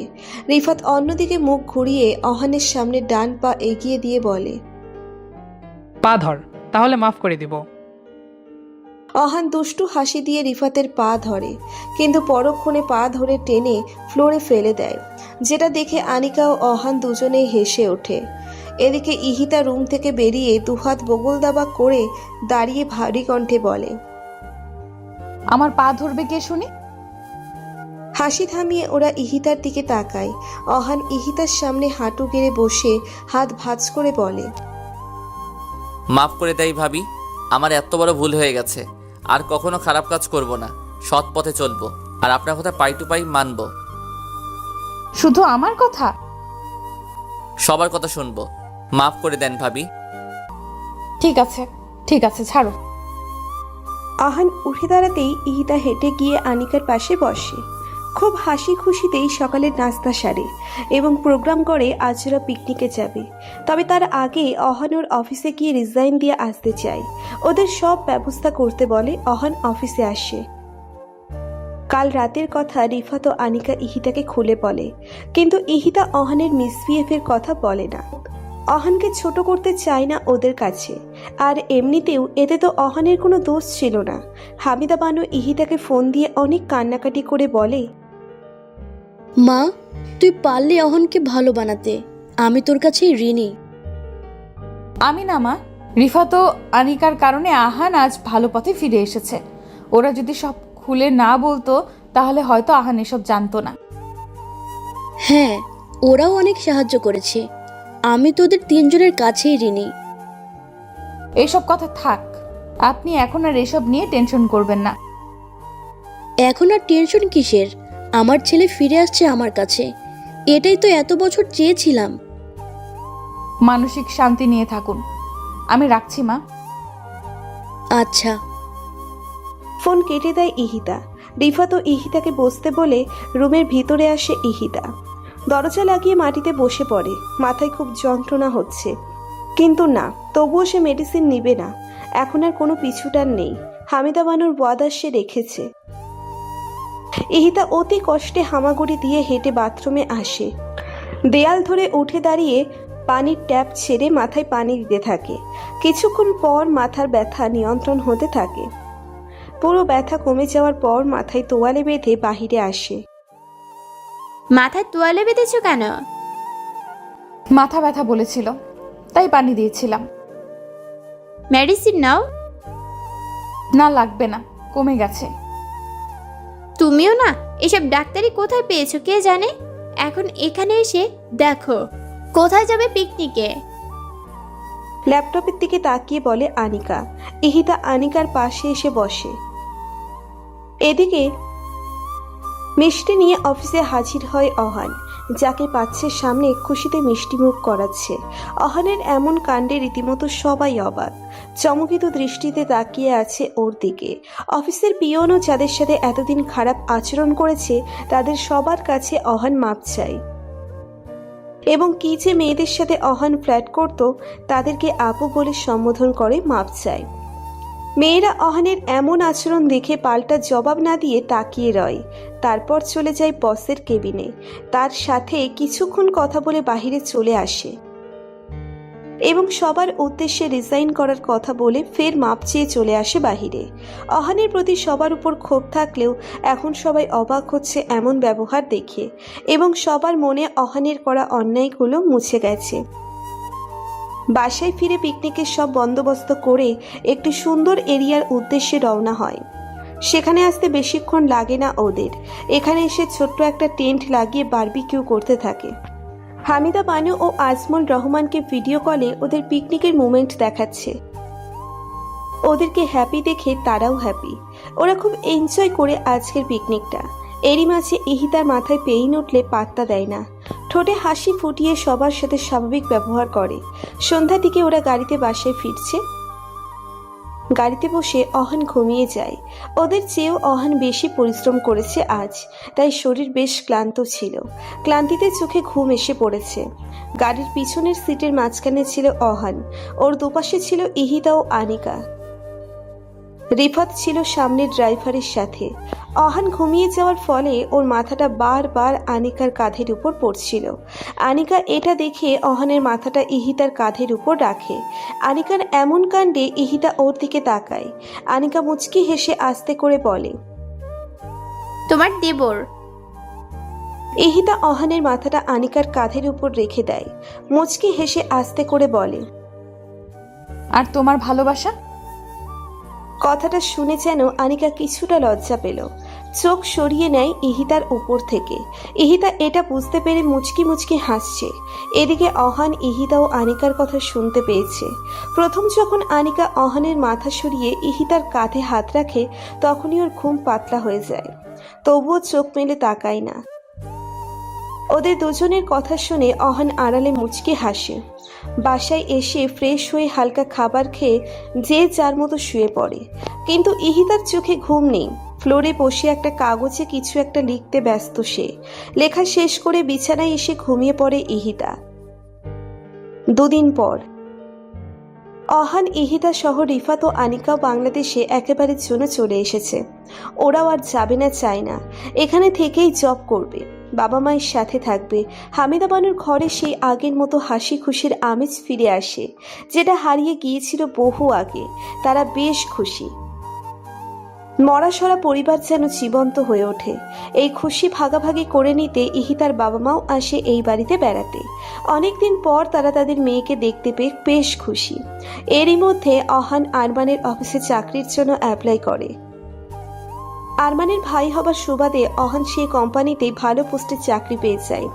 সাথে রিফাতেও সেই একই কোম্পানিতে চাকরি হয়। এই বিষয় নিয়ে তারা আরও বেশি হ্যাপি ছিল। ঠিকমতো চলছিল তাদের দিন। অহান আরমানের মতো অফিসে যেত, রাত পার হলেই বাসায় ফিরত। আর মাঝে মাঝে ভাবি দেবরের খুনসুটি তো আছেই। এখন অহান আর হামিদা বানুকে ভয় পায় না। তবে বাবা মায়ের প্রতি অনেক শ্রদ্ধাশীল হয়েছে অহান। আনিকার বাবা মা অহানের বাবা মায়ের সাথে কথা বলে ওদের বিয়ের ব্যাপারে। হামিদা বানু ও আজমান রহমানের কোনো আপত্তি ছিল না এই বিয়েতে। আর অহানও আনিকাকে বিয়ে করার জন্য রাজি ছিল। সামনের শুক্রবার ওদের এঙ্গেজমেন্ট। সব কিছু ঠিকঠাক চলছিল। হাসি খুশি পরিবার ছিল না, কোনো কিছুর ত্রুটি। কিন্তু কথায় আছে, হাসি খুশি দিনগুলো বেশি দিন স্থায়ী রয় না। একদিন দুঃখ প্রকাশ পাবে, আজ না হয় কাল। সকাল থেকে ইহিতাকে ডেকে উঠাতে পারেনি হামিদা বানু। আজমল রহমানও কয়েকবার ডেকেছে, কিন্তু কোনো সাড়া পায়নি। শেষে বাধ্য হয়ে ঘুমন্ত অহানকে ডেকে তুলে হামিদা বানু। অহান ব্যাপারটা শুনেই তড়িঘড়ি করে উঠে ইহিতার রুমের সামনে আসে। অহানও কয়েকবার ভাবি বলে ডাক দেয়, কিন্তু ভিতর থেকে কোনো সাড়া পায় না। সবার মনের মধ্যে ভয়ের আশঙ্কা দানা বেঁধেছে। অহান দ্রুত দরজা ভাঙার চেষ্টা করে, একা কিছুক্ষণ চেষ্টা করে। পরক্ষণে রিফাতকে ডাক দেয়। রীতিমতো সেখানে কিছু এলাকার মানুষ এসে জড়ো হয়েছে। দুজনে মিলে জোরে ধাক্কাতে থাকে। কাঠের দরজা হওয়ায় এক পর্যায়ে ভেঙে যায়। রুমের ভিতরে অহান, রিফাত, হামিদা বানু, আজমুল রহমান ঢুকেই থমকে যায়। কথা বলার ভাষা তারা হারিয়ে ফেলেছে। বাকরুদ্ধ হয়ে গেছে তারা। ইহিতা বেশ স্বাচ্ছন্দ্যের সাথে ঘুমিয়ে আছে। এক হাত ঝুলে আছে বিছানার নিচে। পরনে ছিল সেই শাড়িটি যেটা আরমান দিয়েছিল। সেই একই রকম স্বাদ ছিল চেহারাতে। তাদের বুঝতে আর বাকি থাকে না ইহিতা আর নেই। তাদের ছেড়ে বহু দূরে চলে গেছে, যেখানে আছে এ বাড়ির বড় ছেলে আরমান। হামিদা বানু জোরে চিৎকার করে কান্না করে মাটিতে বসে পড়ে। আজমুল রহমান হামিদা বানুকে বুকের সাথে জড়িয়ে ধরে সান্ত্বনা দেওয়ার বৃথা চেষ্টা করছে, কারণ সে নিজেও কাঁদছে। অহান ঠোঁটে কৃত্রিম হাসি ফুটিয়ে রিফাতের কাঁধে হাত রেখে বলে, রিপাত ভাবি তো ঘুমিয়ে আছে তাই না? সে তো মারা যায়নি। সামনে গিয়ে দেখ, ভাবি সত্যি ঘুমাচ্ছে। সে মারা যায়নি রে, বল তুই আম্মুকে বল সে ঘুমিয়ে আছে। রিফাত অহানের কথা শুনে অন্যদিকে মুখ ঘুরিয়ে কান্না আটকানোর চেষ্টা করছে। রিফাতের উত্তর না পেয়ে অহান শেষে চিৎকার করে বলে, বল না, কেন বলছিস না তুই? ভাবি তো ঘুমিয়ে আছে রে, বল দোস্ত। জোরে ধাক্কা দিয়ে রিফাতকে সরিয়ে কান্নায় ভেঙে পড়ে অহান। হাঁটু বেড়ে বসে বাচ্চাদের মতো কাঁদছে। এমন কান্না বোধ হয় তার ভাই মারা যাওয়ার সময়ও কাঁদেনি। রিফাত আনিকা ও ইহিতার পরিবারের সবাইকে খবর দিয়ে দেয়। আনিকা অহানদের পাশের এলাকায় থাকতো। খবর পেয়ে দৌড়ে ছুটে আসে অহানদের বাসায়। রুমে ঢুকে ইহিতাকে দেখে দেয়ালে পিঠ ঠেকিয়ে কান্না করে। অহানের আগের দিনগুলোর কথা মনে পড়ে যায়। ইহিতার সাথে কাটানো প্রতিটা খুশি, রাগারাগির, দুষ্টুমিগুলো খুব মনে পড়ছে। চিৎকার করে কান্না করছে অহান। কিভাবে মেনে নিবে তার বড় ভাবি আর এই পৃথিবীতে নেই? কিভাবে মনকে বোঝাবে এটা? মন সে বুঝতে চাইছে না। কান্নার এক পর্যায়ে অহান ইহিতার হাতের পাশে দুইটা কাগজ দেখতে পায়। অহান দ্রুত হামাগুড়ি দিয়ে বিছানার কাছে এসে প্রথমে কাগজটি হাতে নিয়ে খুলে পড়তে থাকে। সেই কাগজে কিছু লেখা ছিল। কিভাবে বলবে বা শুরু করব জানি না। প্রথমে সবার কাছে ক্ষমা চেয়ে নিই। আমার ব্রেন ক্যান্সার হয়েছিল। বিয়ের পর আমার প্রচুর মাথা ব্যথা করতো। ওষুধ খেলে কমে যেত, কিন্তু পরে তার চেয়ে বেশি মাথা ব্যথা করতো, যার কারণে আরমান আমাকে বাবা মায়ের বিবাহ বার্ষিকীর পরের দিন ডাক্তারের কাছে নিয়ে যাবার কথা বলেছিল। কিন্তু তার আগে আমার দুনিয়া পাল্টে গেল। আরমান যাওয়ার পর আমি অনেক দিন যাবৎ পাগলের মতো আচরণ করেছিলাম। এক কথায় পাগল ছিলাম। এসব আমার কাছে অজানা ছিল। আমাকে চিকিৎসা করিয়েছি ঠিকই, কিন্তু ভাগ্যের কি নির্মম খেলা, ডাক্তাররা আমার ব্রেন ক্যান্সারের কথা জানতে পারেনি। আমি সুস্থ হয়ে একা মাথার ব্যথার জন্য ডাক্তারের কাছে যাই। কিছু পরীক্ষা নিরীক্ষা করার পর জানতে পারি আমার ব্রেন ক্যান্সার হয়েছে। তাও লাস্ট পর্যায়ে আছি। যদি অপারেশন করা হয় তারপরেও ভালো হবে না। আমি বেশ খুশি কথাটা শুনে। প্রতিনিয়ত আরমানের স্মৃতিকে আঁকড়ে ধরে ধুকে ধুকে মরার চেয়ে ক্যান্সারে মরা ভালো, তাই এটাকেই বেছে নেই। কিছু মেডিসিন দিয়েছিল। এই ওষুধ রেগুলার সেবন করলে বড়জোর 1 বছর আমি বেঁচে থাকবো। আমি ওষুধ খেতাম না, কিন্তু কয়েকদিন পর যখন মা তোমাকে বিয়ের কথা বলে রাজি হই না, কিন্তু যখন মিথ্যে বিয়ের নাটক করে তোমাকে ভালো পথে ফিরিয়ে আনার কথা বলে, তখন রাজি হই। ওষুধ একেবারে বেশি করে কিনে নিয়ে আসি। তারপর তোমার সাথে চায়নাতে যাই। সেখানে যাওয়ার পরও মাঝে মাঝে আমি মেডিসিন নিতাম না। আর যখন তুমি ভালো হলে তখন অবশিষ্ট মেডিসিন সব ফেলে দেই। আমি জানতাম আজ না হয় কাল মরে যাব, তাই এখানে আসার পর প্রতিনিয়ত আরমানের দেওয়া এই শাড়ি পরে সেজেগুজে থাকি। আমাকে মাফ করে দিবেন সবাই, সবার কাছ থেকে এত বড় সত্য লুকানোর জন্য। দয়া করে আমার উপর রেগে থাকবেন না। আর আহান, যদি কোনো ভুল করে থাকে তাহলে মাফ করে দিও। আনিকাকে বিয়ে করে সুখে থেকো। ভালো থাকবেন সবাই। আরমানের মিষ্টি বউ ইহিতা। অহানের চোখের পানি কাগজের উপর পড়ছে। রিফাত হাত থেকে কাগজটা নিয়ে পড়তে শুরু করে। অহান বিড়বিড় করে বলে, আমি ভালো না হলে হয়তো আরও কয়েকদিন বেশি বেঁচে থাকতেন আপনি। কেন ভালো হলাম আমি? কেন ভালো হলাম? ইহিতার বাবা মা সেখানে এসে উপস্থিত হয়। মেয়ের লাশ দেখে তারা পুরো ভেঙে পড়ে। কি অদ্ভুত মৃত্যু! এবারে ঠিক এই রুমেতে এসেছিল কনের সেজে, আর আজ লাশ হয়ে বের হবে এই রুম থেকে। পুরো বাড়ি জুড়ে কান্নার আওয়াজ প্রতিধ্বনিত হচ্ছে। কে কাকে সামলাবে? সবার অবস্থা এক। ইহিতার এমন মৃত্যু কেউ মেনে নিতে পারছে না। অহান চোখে মুখে ইহিতার হাত ধরে পাগলের মতো বলে, এখন কে আমাকে বকবে? কে আমার গাল টেনে দিবে? কে আমাকে পিচ্ছি অহান বলে ডাকবে? কে বলবে আম্মুকে কল দেব? কে আমাকে শাসন করবে? কার সাথে আমি আমার সুখ দুঃখ শেয়ার করব? ভাত না খেলে কে আমাকে খাইয়ে দিবে? কাকে নিয়ে আমি ঘুরতে যাব বলুন? সব কথার উত্তর আমাকে দিতে হবে। এভাবে না বলে আপনি যেতে পারেন না। উত্তর চাই আমার। উত্তর চাই, উত্তর চাই। হাতের সাথে ওর মাথা ঠেকিয়ে বলে। ইহিতার হাত প্রচণ্ড শীতল ছিল। অহান ইহিতার পাশে থাকা দ্বিতীয় কাগজটি দেখে। কাপা কাপা হাতে সেটি হাতে নিয়ে ঘোলাটে চোখে খুলে দেখে এটা সেই কাগজ যেটাতে অহান ও ইহিতার বিয়ের সাইন ছিল। অহান হাতের উল্টো পিঠে চোখের পানি মোছে। স্পষ্টভাবে অহানের সাইন আছে সেখানে, কিন্তু ইহিতার সাইনের সেখানে ছিল না। সেই স্থানে লেখা ছিল, প্রিয় আরমান, আমার ভালোবাসার শুরুটা যখন আপনাকে দিয়েই হয়েছে, আপনাকে ভালোবেসেই মরতে চাই। আমি শুধু আপনাকেই চাই। প্রিয় ভিউয়ার্স, গল্পটা আপনাদের কেমন লেগেছে অবশ্যই কমেন্ট করে জানাবেন। নতুন গল্প শুনতে আমাদের চ্যানেলটি সাবস্ক্রাইব করে বেল বাটনে ক্লিক করুন। ধন্যবাদ আপনাকে।